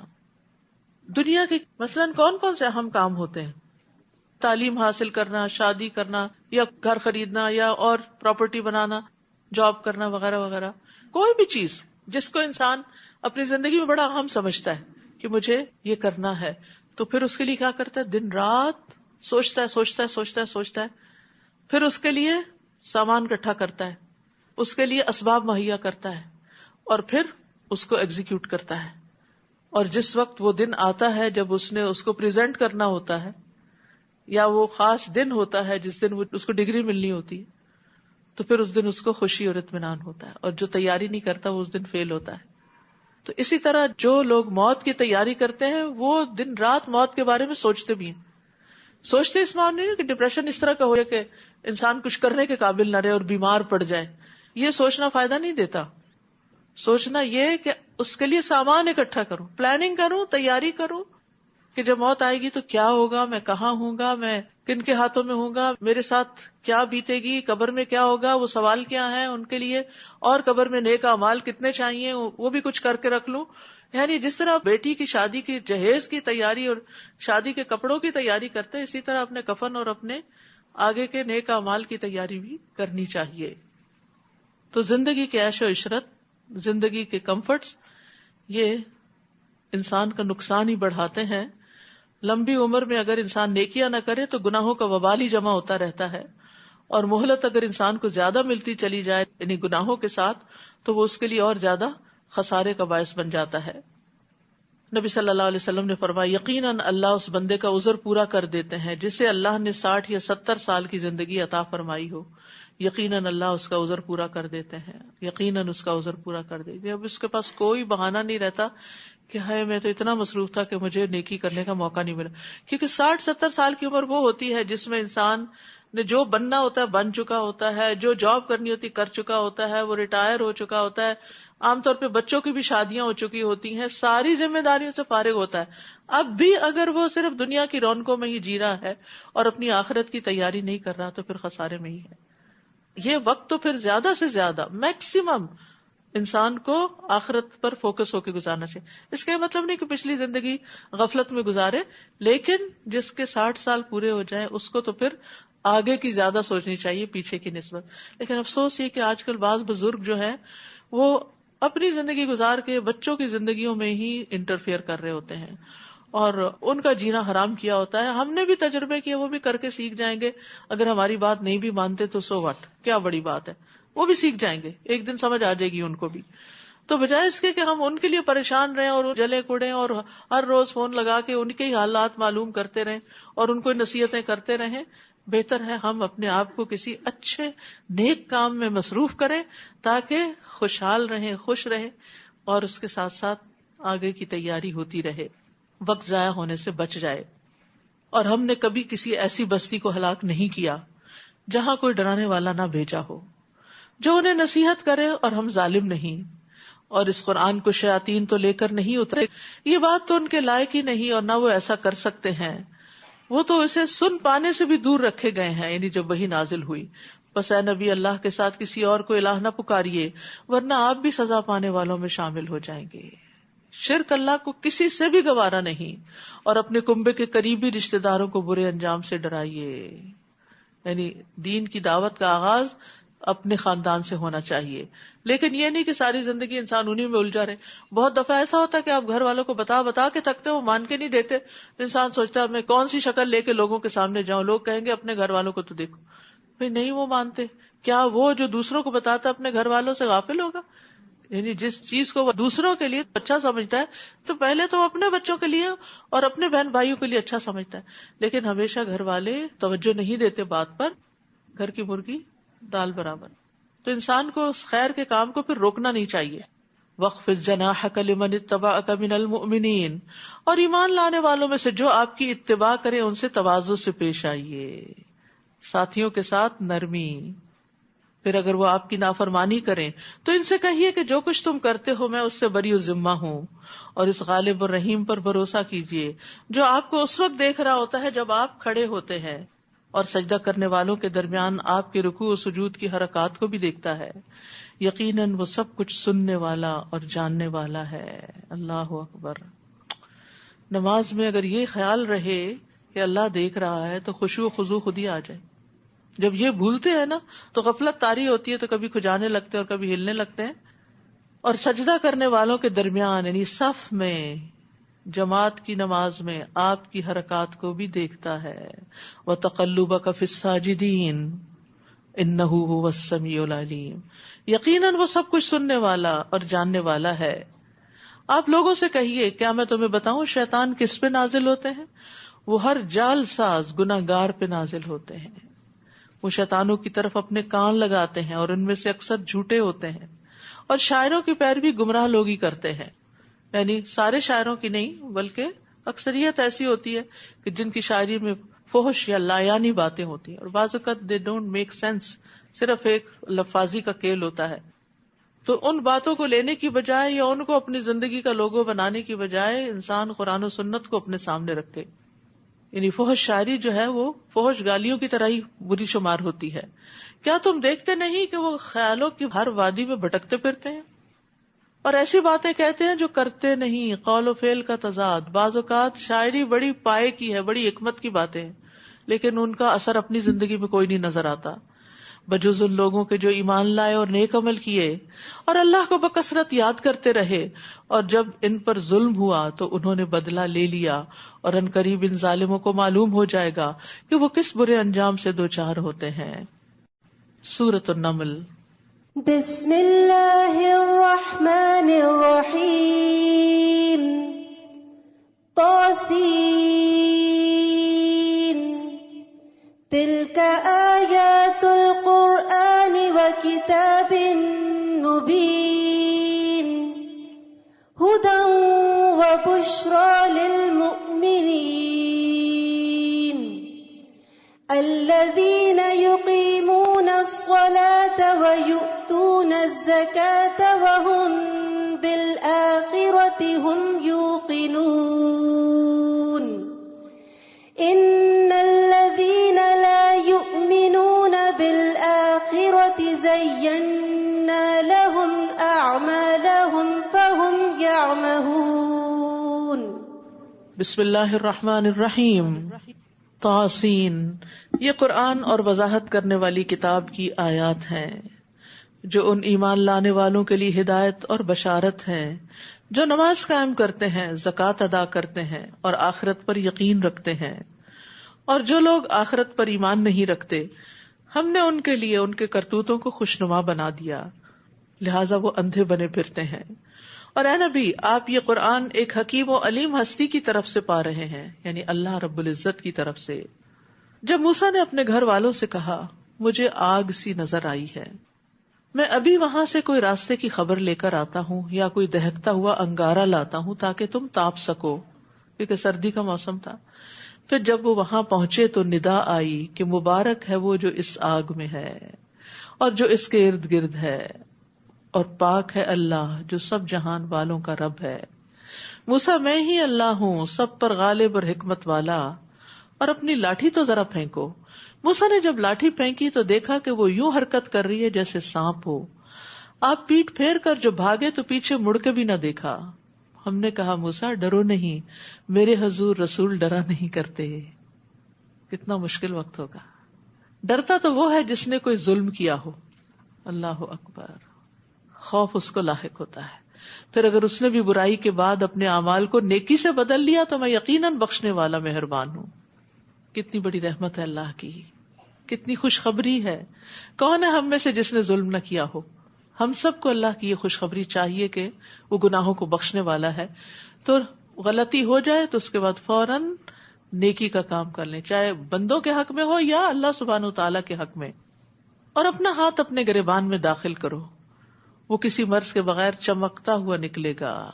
یہ 2 معجزے من جملہ ان 9 معجزات کے تھے جو فرعون اور اس کی قوم کے لیے موسیٰ کو دیے گئے. بلا شبہ وہ بد کردار لوگ تھے. پھر جب ہمارے ایسے بصیرت افروز معجزے ان کے پاس پہنچے تو وہ کہنے لگے یہ تو صاف جادو ہے, اور انہوں نے ازراہ ظلم اور تکبر انکار کر دیا, حالانکہ ان کے دل یقین کر چکے تھے کہ موسیٰ سچے ہیں. پھر دیکھیے ان مفسدوں کا انجام کیا ہوا. وَلَقَدْ آتَيْنَا دَاوُودَ وَسُلَيْمَانَ عِلْمًا, ہم نے داؤد اور سلیمان کو علم عطا کیا. اللہ سبحانہ تعالیٰ نے 300 سے زائد رسول بھیجے, جن میں سے 5 اولو العزم رسول ہیں, اور پھر ان کے بعد داؤد اور سلیمان علیہ السلام بھی بڑے اہم رسول ہیں. تِلْكَ الرُّسُلُ فَضَّلْنَا بَعْضَهُمْ عَلَى بَعْضٍ, یہ رسول جن میں سے ہم نے بعض کو بعض پر فضیلت عطا کی. تو داؤد اور سلیمان علیہ السلام کو بھی باقی پیغمبروں پر فضیلت عطا ہوئی تھی. علم بہت بڑی نعمت, حالانکہ ان کے پاس اور بھی بہت کچھ تھا, لیکن اللہ تعالیٰ نے ان چیزوں کا ذکر نہیں کیا. فضیلت کی بنیاد علم ہے. وہ دونوں کہنے لگے ہر طرح کی تعریف اس اللہ کے لیے ہے جس نے ہمیں اپنے بہت سے مومن بندوں پر فضیلت عطا کی. الحمدللہ الذی فضلنا علی کثیر من عبادہ المؤمنین. اور داؤد کے سلیمان وارث ہوئے. انہوں نے کہا لوگوں ہمیں پرندوں کی بولی سکھائی گئی ہے اور ہر چیز بھی دی گئی ہے. وَأُوتِينَا مِن كُلِّ شَيْءٍ, ہر نعمت ہے ہمارے پاس. بلا شبہ یہ اللہ کا نمایاں فضل ہے. اور سلیمان کے لیے کسی مہم کے سلسلے میں اس کے جنوں, انسانوں اور پرندوں کے لشکر جمع کیے گئے اور ان کی جماعت بندی کر دی گئی تھی. سبحان اللہ. نہ صرف یہ کہ لشکر اکٹھے کیے گئے ہر قسم کے, بلکہ ان کی ٹریننگ ہوئی اور ان کو ایک ڈسپلن میں رکھا گیا. یہاں تک کہ جب وہ چیونٹیوں کی ایک وادی پر پہنچے تو ایک چیونٹی بول اٹھی, چیونٹیوں اپنے اپنے بلوں میں گھس جاؤ, ایسا نہ ہو کہ سلیمان اور اس کے لشکر تمہیں رون ڈالیں اور انہیں پتہ بھی نہ چلے. یاد رکھیے باقی مخلوق بھی اللہ کی تسبیح کرتی ہے, شعور رکھتی ہے, اور بعض کو تو یہ پتا ہے کہ انسان نیک کام کر رہے ہیں یا برے کام کر رہے ہیں. تو یہاں پر چیونٹیوں کی عقل مندی کی بات کی جا رہی ہے. رسول اللہ صلی اللہ علیہ وسلم نے فرمایا انبیاء میں سے ایک نبی کو ایک چیونٹی نے کاٹ لیا تو ان کے حکم سے چیونٹیوں کے گھر جلا دیے گئے. تو ظاہر پہ چیونٹیاں بھی ہوں گی اس میں. اس پر اللہ نے ان کے پاس وحی بھیجی کہ اگر تمہیں ایک چیونٹی نے کاٹ لیا تو تم نے مخلوقات میں سے ایک ایسی خلقت کو جلا کے خاک کر دیا جو اللہ کی تسبیح بیان کرتی تھی. تو اس لیے جو مخلوقات ہیں ان کا بھی حق ہے زمین پہ جینے کا. ان کو پتہ نہیں ہوگا اس لیے انہوں نے ایسا کیا ہوگا. تو سلیمان علیہ السلام نے جب چیونٹی کی بات سنی تو مسکرا دیے اور دعا کی رب اوزعنی ان اشکر نعمتک التی انعمت علی وعلی والدی وان اعمل صالحا ترضاہ وادخلنی برحمتک فی عبادک الصالحین. اے میرے رب مجھے توفیق دے کہ میں تیری اس نعمت کا شکر ادا کر سکوں جو تو نے مجھے اور میرے والدین کو عطا کی, یعنی داؤد علیہ السلام, اور اس بات کی بھی کہ میں ایسے اچھے کام کروں جو تجھے پسند ہوں. کتنی خوبصورت دعا ہے. اور اپنی رحمت سے مجھے اپنے صالح بندوں میں داخل کر لے. دیکھیے جو نیک لوگ ہوتے ہیں نا, جب ان کو کوئی نعمت ملتی ہے تو اسپونٹینیسلی ان کے منہ سے شکر کے ایسے الفاظ نکلتے ہیں. یہ دعا کیا ہے؟ دراصل شکر کے الفاظ ہیں. تو جو نعمتوں کا قدردان ہوتا ہے وہ اللہ کی حمد و ثنا بیان کرتا ہے. اور یہاں پر سلیمان علیہ السلام کے مسکرانے اور ہنسنے کی بات بھی ہوئی. یاد رکھیے انبیاء کا ہنسنا جو ہے وہ زیادہ تر مسکرانا ہی ہوتا تھا. نبی صلی اللہ علیہ وسلم کھلکھلا کر یا کہکا لگا کر ہنستے نہیں تھے بلکہ صرف مسکراتے تھے. عبداللہ بن حارث کہتے ہیں میں نے کسی کو رسول اللہ صلی اللہ علیہ وسلم سے زیادہ مسکراتے ہوئے نہیں دیکھا. آپ کی زوجہ محترمہ حضرت عائشہ کہتی ہیں کہ میں نے آپ کو کبھی اس طرح ہنستے نہیں دیکھا کہ آپ کے حلق کا کوا نظر آ جائے، بلکہ آپ تبسم فرمایا کرتے تھے، اور مسکرانا بھی صدقہ ہے جس سے روزہ نہیں ٹوٹتا. وَتَفَقَّدَ الطَّيْرَ فَقَالَ مَا لِيَ لَا أَرَى الْهُدْهُدَ أَمْ كَانَ مِنَ الْغَائِبِينَ. پھر ایک موقع پر سلیمان نے پرندوں کا جائزہ لیا تو کہنے لگے، کیا بات ہے مجھے ہدہد نظر نہیں آ رہا، کیا وہ کہیں غائب ہو گیا؟ سبحان اللہ، اس آیت میں اتنی حکمتیں ہیں، انسان حیران ہو جاتا ہے. ایک طرف یہ پتہ چلتا ہے کہ سلیمان علیہ السلام کے لیے جو لشکر اکٹھے کیے گئے تھے ان کا باقاعدہ ریکارڈ رکھا جاتا تھا، ان کی اٹینڈنس ہوتی تھی، کیونکہ منظم طریقے سے کام کرنے کے نتائج کچھ اور ہوتے ہیں. اب مثلاً آپ لوگ یہاں پڑھنے آتے ہیں، کوئی اٹینڈنس نہیں ہوتی، لیکن اگر آپ باقاعدہ کورس میں داخلہ لیں تو پھر اٹینڈنس بھی ہوگی، اور وہ انسان کو ڈسپلن کے ساتھ کام کرنے پر، کنسسٹنسی کے ساتھ کام کرنے پر آمادہ کرتی. کیونکہ لوگ چاہتے ہیں وہ پابندیوں سے آزاد کر دیا جائے، وہ آزادی بعض اوقات ہمارے اپنے لیے نقصان دہ ہو جاتی کیونکہ ہمارے ساتھ نفس ہے. یعنی اصل میں ہم چاہتے کیا ہے کہ اپنی دنیا کو پورا وقت دیں اور جب وقت ملے تو بس دین کو تھوڑا سا حاضری لگوا دیں. آپ سوچئے جنوں اور انسانوں اور مخلوقات کے لشکر تھے، ان کی تعداد کتنی ہوگی، اس سے اندازہ لگائیے سلیمان علیہ السلام کا علم اور ان کی نظر کیسی تھی کہ حدود کا سائز بھی کیا ہوتا ہے کہ ہاتھ میں پکڑ لے انسان. وہ نظر نہیں آئی تو اس کا بھی پیچھا کیا کہ وہ کہاں گئی. اور ہدہد کی شاید اسی کام کی وجہ سے نبی صلی اللہ علیہ وسلم نے ہدہد کو مارنے سے منع کیا ہے. تو سلیمان علیہ السلام نے کہا کیا بات ہے مجھے ہدہد نظر نہیں آ رہا، کیا وہ کہیں غائب ہو گیا؟ ایسی ہی بات ہوئی تو میں اسے سخت سزا دوں گا. لشکر میں تھے نا، کورٹ مارشل کر دوں یا اسے ذبح کر ڈالوں گا. اللہ اکبر، اتنی سخت سزا ایبسنٹ ہونے کی، غیر حاضری کی. جتنے بڑے مشن سے جو غیر حاضر ہوتا ہے اتنا ہی بڑا جرم کرتا ہے. آپ درس میں نہ آئے تو کوئی نہیں پوچھے گا آپ کو، لیکن اگر آپ جاب پہ نہ جائیں تو کیا ہوگا؟ تو اس کا ہمیں پتا ہوتا ہے. طبیعت خراب بھی ہو تو چل پڑتے ہیں کیونکہ پوچھ ہوگی، اور یہاں چونکہ پوچھ نہیں، والنٹریلی سیکھنا ہے. آج طبیعت نہیں، آج موڈ نہیں، آج ویکینڈ ہے، آج تو ریلیکس کرنے کا دن ہے. تو وہ کہتے نہیں، اسے کوئی معقول وجہ پیش کرنی ہوگی، یا وہ میرے سامنے کوئی معقول وجہ پیش کرے. تو یہاں پر آپ دیکھیے کہ حکمران کو، ایک جرنیل کو اتھارٹی دی گئی کہ وہ اپنی فوج میں ڈسپلن قائم کرے، اور یہ ڈسپلن قائم کرنا کوئی دین کی روح کے خلاف نہیں، کیونکہ امانت ایک بھاری ذمہ داری اور ایک امانت ہے، اس امانت کو صحیح طور پر ادا کرنا چاہیے. فَمَكَثَ غَيْرَ بَعِيدٍ، تھوڑی ہی دیر گزری تھی سلیمان علیہ السلام کو کہ ہدہد آ گیا اور کہنے لگا میں نے وہ کچھ معلوم کر لیا ہے جو ابھی تک آپ کو معلوم نہیں. میں سبا سے متعلق ایک یقینی خبر آپ کے پاس لاؤں. یقینی خبر، ایسے ہی نہیں بہانہ بنا رہا. میں نے دیکھا کہ ایک عورت ان پر حکمرانی کرتی ہے جسے سب کچھ عطا کیا گیا ہے اور اس کا تخت عظیم الشان ہے. اچھا، ہم ہدہد کو دیکھتے سمجھتے انہیں کیا پتا ہم ان کے سامنے کیا کر رہے ہیں. کتنی چھوٹی چھوٹی پرندوں کی آنکھیں ہوتی ہیں، دیکھیں کتنی گہری نظر ہوتی. آپ نے دیکھا ہوگا کہ عقاب اور چیل وغیرہ کئی 100 فٹ کی بلندی سے اترتے ہیں اور تیزی سے اٹھا کے لے جاتے، وہ چیز ہمیں نظر نہیں آ رہی ہوتی جو وہ وہاں سے دیکھ لیتے ہیں. تو اللہ سبحانہ وتعالیٰ نے جانوروں کو، پرندوں کو بعض اوقات کچھ صفات ہم سے بھی زیادہ دے رکھی ہوتی ہیں، تو اس لیے ان کو انڈرمائن نہیں کرنا چاہیے. اللہ کی ہر مخلوق کے اندر کوئی کوالٹی ایسی ہوتی ہے جس کی بنا پر اس کی قدر کرنی چاہیے. جس کام کے لیے اس کو پیدا کیا گیا وہ آپ نہیں کر سکتے. ہدہد نے بھی یہی کہا نا، میں جو خبر لے کر آیا ہوں وہ آپ کو نہیں معلوم. احطت بما لم تحط به. حالانکہ سلیمان علیہ السلام کے پاس تو جن بھی تھے جو طرح طرح کی خبریں لا کر دیتے تھے، لیکن یہ خبر ہدہد ہی کے حصے میں تھی اور وہی لے کر آیا. میں نے یہ بھی دیکھا کہ وہ خود اور اس کی قوم اللہ کو چھوڑ کر سورج کو سجدہ کرتے ہیں، اور شیطان نے ان کے لیے ان کے اعمال کو آراستہ کر کے انہیں راہ حق سے روک دیا ہے، لہٰذا وہ راہ حق پا نہیں رہے. اس اللہ کو سجدہ نہیں کرتے جو ان چیزوں کو نکالتا ہے جو آسمانوں اور زمین میں پوشیدہ ہیں. سبحان اللہ. ایک ہدہد کو یہ سمجھ ہے کہ اللہ رب العالمین کون ہے، اور وہ سب کچھ جانتا ہے جسے تم چھپاتے ہو، جسے تم ظاہر کرتے ہو. ہدہد پریشان ہے انسانوں کے شرک پر، اور یہ بھی سمجھے کہ شیطان انہیں بہکا رہا ہے. یعنی ایک پرندے کے اندر کس قدر سمجھ کی باتیں ہیں. سلیمان علیہ السلام کو بھی علم دیا گیا تھا اور ان کے لشکروں کو بھی بہت علم دیا گیا تھا. اس اللہ کو سجدہ نہیں کرتے جو ان چیزوں کو نکالتا ہے جو آسمانوں اور زمین میں پوشیدہ ہیں، اور وہ سب کچھ جانتا ہے جسے تم چھپاتے ہو جسے تم ظاہر کرتے ہو. اللہ ہی ہے جس کے سوا کوئی الہ نہیں، وہی عرش عظیم کا مالک ہے. اللہ لا الہ الا هو رب العرش العظیم. قال سننظر اصدقت ام كنت من الكاذبین. سلیمان نے کہا ہم ابھی دیکھ لیتے ہیں کہ تو سچ کہہ رہا ہے یا تو جھوٹا ہے. وہ کہہ رہا ہے میں یقینی خبر لا رہا ہوں، آپ اس یقینی خبر کی بھی تحقیق کرتے ہیں. ایک لیڈر کو ایکشن لینے سے پہلے میک شور کرنا چاہیے کہ جو خبر کسی ایک نے آ کے پہنچائی ہے وہ سچی بھی ہے یا نہیں.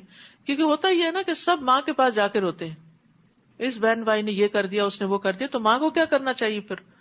صرف ایک کی سن کے فیصلہ نہ کرے، دوسرے کو بھی بلا کے پوچھے کہ معاملہ کیا ہے. تو اکثر آپ دیکھیں گے کہ وہ پہلے پہنچ جاتا ہے جو غلط فیصلہ کروانے کے نوک پہ ہوتا ہے. یہ میرا خط لے جا اور ان کی طرف پھینک دے، پھر ان سے ہٹ کر دیکھ وہ کیا جواب دیتے ہیں. اب اسی کو کام سپرد کر دیا گیا جو خبر لایا تھا. سبا کی ملکہ کہنے لگی اے اہل دربار، میری طرف ایک اہم بڑا خط پھینکا گیا ہے، اور وہ یہ ہے وَإِنَّهُ بِسْمِ اللَّهِ الرَّحْمَنِ الرَّحِيمِ، شروع اللہ کے نام سے جو بڑا مہربان نہایت رحم والا ہے. اور خط کا کانٹینٹ کیا ہے؟ یہ کہ میرے مقابلے میں سرکشی اختیار نہ کرو بلکہ فرما بردار اور مطیع ہو کر میرے پاس آ جاؤ. بس اتنی سی بات. یہ خط سنا کر ملکہ کہنے لگی اے اہل دربار، میرے اس معاملے میں مجھے مشورہ دو. اچھے لیڈر کی کوالٹی، اپنے ساتھیوں سے مشورہ کرنا. جب تک تم لوگ میرے پاس موجود نہ ہو میں کسی معاملے کو طے نہیں کیا کرتی. اعتماد دیا جا رہا ہے، کانفیڈنس دے رہی ہے. درباری کہنے لگے ہم بڑے طاقتور اور سخت جنگجو ہیں، مگر معاملے کا اختیار تو آپ ہی کو ہے. وہ بھی کتنے اچھے ساتھی ہیں کہ اپنی قوت کا اظہار کر کے اتھارٹی لیڈر کو دیتے ہو، فائنل ڈیسیژن آپ کا. اور جس قوم کے اندر یہ نہ ہو اس کے کام کبھی نہیں سنورتے. یعنی مشورہ سب دے لیکن الٹیمیٹ اتھارٹی کسی ایک کے پاس ہونی چاہیے تاکہ معاملات کا صحیح بر وقت فیصلہ ہو سکے. ورنہ بہت سے معاملات صرف اسی لیے لٹکتے رہتے ہیں کہ کوئی ڈیسیژن نہیں لیتا اس پر کہ کرنا کیا ہے. آپ خود ہی غور کریں کہ آپ ہمیں کیا حکم دیتی ہیں. ملکہ کہنے لگی بادشاہ لوگ جب کسی علاقے میں داخل ہوتے ہیں تو اسے اجاڑ دیتے ہیں اور وہاں کے معززین کو ذلیل بنا دیتے ہیں، اور یہی کچھ یہ لوگ بھی کریں گے. ابھی دیکھ لو انجام کیا ہوگا. جنگ کوئی اچھی چیز نہیں. یعنی ایک عورت کو یہ بات سمجھ آ گئی. تو ایک عقل مند لیڈر جو ہے وہ قوم کے حق میں وہ فیصلہ کرتا ہے کہ جس سے قوم کے حقوق کی حفاظت ہو، نہ کہ صرف باتوں اور لفاظی کے ساتھ وہ ایسا جوش دلا دیتا ہے کہ پھر اس کے بعد کے انجام کو کون جانے. وَإِنِّي مُرْسِلَةٌ إِلَيْهِمْ بِهَدِيَّةٍ، اور میں تجربے کے طور پر ان کی طرف کچھ تحفہ بھیجتی ہوں. مزید سمجھداری، دور رسی، کیونکہ تحفے سے دشمنی کم ہوتی ہے. جن رشتہ داروں سے ناراضگی ہے نا، رمضان اچھا موقع ہے، ایک موقع آ گیا ہے ہاتھ کہ آپ ان کو منا لیں. آپ ان کو سلام بھیجیں، دعائیں بھیجیں، رمضان مبارک کہیں، اور اگر ممکن ہو تو کچھ گفٹ بھی بھیج دیں تاکہ ان کے دلوں کی کدورت اور ناراضگی دور ہو، یا شاید کچھ کم ہو جائے، اور اگلے رمضان تک پھر شاید کچھ اور کم ہو جائے، اور پھر مرنے سے پہلے صلح ہو جائے. پھر دیکھو گی کہ میرے بھیجے ہوئے آدمی کیا جواب لاتے ہیں. تو ایک عورت کی جو سمجھداری ہے اس میں خاندانوں میں بڑا فائدہ ہوتا ہے. ایک سمجھدار عورت جذباتی فیصلے نہیں کرتی، وہ ایسے فیصلے کرتی ہے جس سے اس کی اپنی ذات، اس کے بچے، اس کا گھر، اس کی عزت، اس کی زندگی، اس کی آخرت، ہر چیز کا فائدہ ہو. کیونکہ اگر عورت بگڑ جاتی ہے، اگر عورت ناسمجھ ہو جاتی ہے تو گھر نہیں بنتے. تو اسی طرح کسی قوم کا لیڈر اگر سمجھدار نہ ہو تو وہ قوم کو ہلاکت کے گڑھے میں جا پھینکتا ہے. ابن عباس کہتے ہیں اس عورت نے اپنی قوم سے کہا اگر اس نے تحفہ قبول کر لیا تو وہ ایک عام بادشاہ ہوگا تو تم اس سے جنگ کر لینا، اگر اس نے قبول نہ کیا تو نبی ہوگا، اس کی پیروی کر لینا. پرکھنے کا بھی کتنا اچھا طریقہ ہے. پھر جب وہ وفد تحفہ لے کر سلیمان کے پاس آیا تو سلیمان نے کہا کیا تم مجھے مال کا لالچ دیتے ہو؟ وہ تو اللہ نے مجھے پہلے ہی تم سے زیادہ دے رکھا ہے. تمہارا یہ تحفہ تمہیں کو مبارک ہو جس پر تم اترا رہے ہو. ان کے پاس واپس چلے جاؤ، ہم ان پر ایسے لشکروں سے چڑھائی کریں گے جن کا وہ مقابلہ نہ کر سکیں گے، اور انہیں ذلیل کر کے وہاں سے نکال دیں گے اور وہ ہمارے سامنے پست ہوں گے. اب سلیمان نے اپنے درباریوں سے کہا اے اہل دربار، تم میں سے کون ہے جو ان کے مطیع ہو کر آنے سے پہلے پہلے ملکہ کا تخت میرے پاس اٹھا لائے. اب سلیمان علیہ السلام کی سمجھداری آپ دیکھیے. ایک دیو ہیکل جن نے کہا آپ کے دربار کو برخاست کرنے سے پہلے میں اسے لا سکتا ہوں. یعنی کچھ گھنٹوں میں لے آؤں گا، میں اس کام کی پوری قوت رکھتا ہوں اور امانت دار بھی ہوں. پھر ایک اور شخص جس کے پاس کتاب کا علم تھا کہنے لگا میں یہ تخت آپ کو آپ کی نگاہ لوٹانے سے پہلے ہی لائے دیتا ہوں. تو اس سے پتہ چلتا ہے کہ جنوں کے اندر بھی درجات ہیں، کچھ معمولی ہوتے ہیں، کچھ 2 ہیکل، کچھ اس سے بھی بڑے، عفریت، یعنی اتنی زیادہ قوت. اور اس میں علم کی قوت بھی ہے. آپ دیکھیے کہ علم کے ساتھ انسان جو فیصلے کرتا ہے وہ بہتر ہوتے ہیں. پھر جب سلیمان نے اس تخت کو اپنے پاس رکھا ہوا دیکھا تو پکار اٹھے، ھذا من فضل ربی، یہ تو میرے رب کا فضل ہے، لیبلونی، تاکہ وہ مجھے آزمائے، اشکر ام اکفر، کہ میں شکر کرتا ہوں یا ناشکری کرتا ہوں. نعمت پا کر طرز عمل کیا ہونا چاہیے. جب کوئی ایسی چیز آپ کو مل جائے جسے آپ سوچ ہی نہیں رہے تھے، یا آپ کی توقعات سے بڑھ کر ہو، یا آپ کے لیے بہت آسانی کا سبب ہو، تو اس پر لازماً رب کا شکر ادا کریں. اب مثلاً آپ نے اچھی سی نماز پڑھی تو اس پر فخر کرنے کی بجائے شکر ادا کریں، یا اللہ تیرا شکر ہے. تو اب اس شکر کی وجہ سے اگلی اور اچھی ہوگی. تو نیکی کے کاموں کی توفیق ملنے پر بھی شکر ادا کرتے رہیں، اور بندوں کی خدمت کے یا ویسے کوئی ڈیسیژن یا کوئی بھی اچھی بات اللہ تعالیٰ آپ سے کروا لے تو اس پر اللہ کا شکر ادا کریں. اور جو شکر ادا کرتا ہے تو اس کا شکر اپنے ہی لیے مفید ہے، اور اگر کوئی ناشکری کرے تو میرا رب اس کے شکر سے بے نیاز اور اپنی ذات میں بزرگ ہے. ھذا من فضل ربی، اپنی کوشش کو کچھ نہ سمجھا. پھر درباریوں سے کہا اس کے تخت کا حلیہ تبدیل کر دو، ہم دیکھتے ہیں آیا وہ صحیح بات تک پہنچتی ہے یا ان لوگوں میں سے ہے جو راہ راست پر نہیں آ سکتے. اب سلیمان علیہ السلام بھی ملکہ کو ٹیسٹ کر رہے ہیں. اب دیکھیے شخصیت کو پرکھنے کے لیے کچھ چیزیں ڈیوائس کی جاتی ہیں، کوسچنز ہوتے ہیں، کچھ پکچرز دکھائی جاتی ہیں، کچھ ایکٹیویٹیز کرائی جاتی ہیں، یہ دیکھنے کے لیے کہ اس بچے یا اس شخص کے اندر کون سی کوالٹیز، یہ کام کیسے کر سکتا ہے. اور آج کی دنیا میں یہ ریسرچز بہت ہوتی ہیں، لیکن آپ دیکھیے کہ یہ حکمت اللہ تعالیٰ نے ہزاروں سال پہلے سلیمان علیہ السلام کو دی تھی کہ کس کس طریقے سے وہ ٹیسٹ کر رہے ہیں. پھر جب ملکہ مطیع ہو کر آ گئی تو سلیمان نے اس سے پوچھا کیا تمہارا تخت بھی اسی طرح کا ہے، کیونکہ وہ کچھ تبدیل بھی ہو چکا تھا.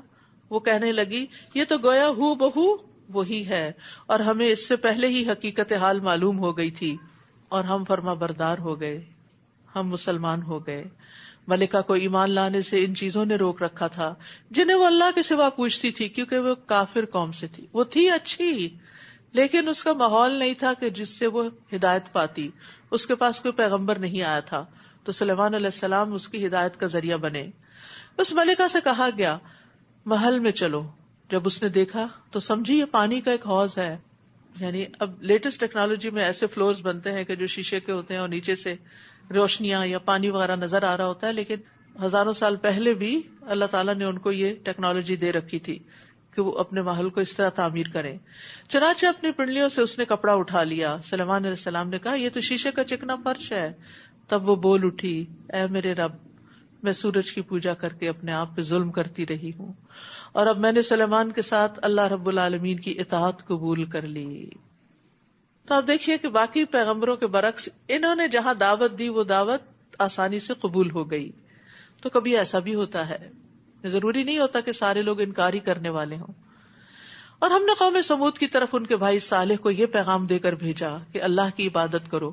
تو اسی وقت وہ 2 فریق مومن اور کافر آپس میں جھگڑنے لگے. صالح نے کہا میری قوم کے لوگوں، تم بھلائی سے پیشتر برائی کو کیوں جلدی طلب کرتے ہو؟ تم اللہ سے بخشش کیوں نہیں طلب کرتے تاکہ تم پہ رحم کیا جائے؟ وہ کہنے لگے ہم تو تمہیں اور تمہارے ساتھیوں کو منحوس سمجھتے ہیں. صالح نے کہا تمہاری نحوست تو اللہ کے پاس ہے، بلکہ حقیقت یہ ہے کہ تم لوگ آزمائش میں پڑے ہوئے ہو. اور اس شہر میں 9 سرغنے تھے جو ملک میں تخریب کاریاں ہی کرتے تھے اور اصلاح کا کوئی کام نہ کرتے تھے. انہوں نے کہا سب آپس میں اللہ کی قسم کھاؤ کہ ہم رات کو صالح اور اس کے گھر والوں پہ شبخون ماریں گے، پھر اس کے ولی سے کہہ دیں گے کہ ہم تو اس کے خاندان کی ہلاکت کے موقع پر موجود ہی نہ تھے، اور یقیناً ہم سچے ہیں. چنانچہ انہوں نے ایک چال چلی اور ہم نے ایک چال انہیں پر لوٹا دی جس کی انہیں خبر تک نہ ہوئی. سو دیکھو ان کی چال کا انجام کیا ہوا. ہم نے ان سرغنوں اور ان کی قوم کو تباہ کر دیا، سب کے سب کو. سو یہ ہے ان کے خالی پڑے ہوئے گھر اس ظلم کی پاداش میں جو وہ کیا کرتے تھے. اس واقعے میں بھی ایک نشان عبرت ہے ان لوگوں کے لیے جو علم رکھتے ہیں، کیا کہ ظلم گھروں کو تباہ کر دیتا ہے. تورات میں آتا ہے اے آدم کے بیٹے ظلم نہ کر، یہ تیرے گھر کو تباہ کر دے گا. جو مرد حضرات ظالم ہوتے ہیں، بیویوں پہ ظلم کرتے ہیں، بچوں پہ ظلم کرتے ہیں، تلخ زبان ہوتے ہیں، گالی گلوچ کرتے ہیں، ان کے گھر نہیں بستے. اسی طرح جو عورت بد زبان ہوتی ہے اور سختی کا معاملہ کرنے والی ہوتی ہے، اس کا بھی نباہ نہیں ہوتا. اب دیکھیے بادل ایک دوسرے کے اندر کس طرح ضم ہو کے بارش برساتے ہیں جو رحمت اور برکت لاتی ہے، نرمی کی وجہ سے اکٹھے ہوتے ہیں اور ایک دوسرے میں مل جل جاتے ہیں. نرمی خیر لاتی ہے اور آپس میں انسان ایک دوسرے میں شیر و شکر ہو جاتے ہیں، باہم ایک دوسرے سے مشورہ کرتے ہیں، ایک دوسرے پر اعتماد کرتے ہیں، ایک دوسرے کی کیئر کرتے ہیں، اور اس طرح گھر آباد ہوتے ہیں، نسلیں آباد ہوتی ہیں.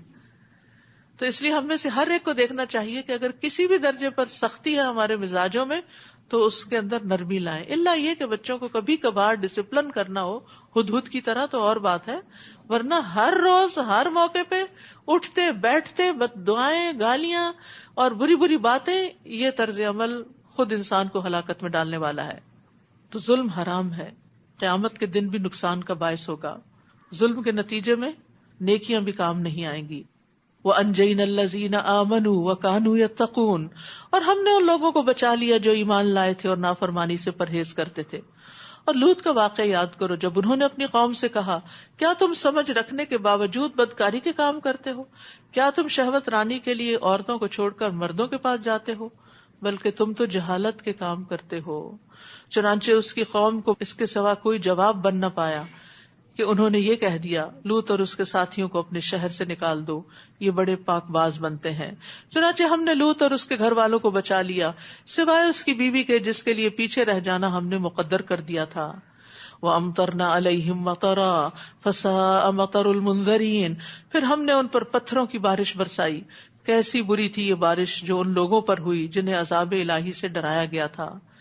قل الحمد للہ وسلام علی عباده الذین اصطفى اللہ خیر اما یشرکون. آپ ان سے کہیے سب تعریف اللہ کے لیے ہے اور اس کے ان بندوں پر سلامتی ہو جنہیں اس نے برگزیدہ کیا، چن لیا. اللہ بہتر ہے یہ وہ معبود جنہیں یہ اس کا شریک بنا رہے ہیں. تو یاد رکھیے واعظ و نصیحت سے پہلے اللہ کی حمد و ثنا اور درود پڑھنا ضروری ہے، کیونکہ اس میں دونوں چیزیں آ گئی ہیں، الحمدللہ بھی اور سلام علی عبادہ الذین اصطفیٰ.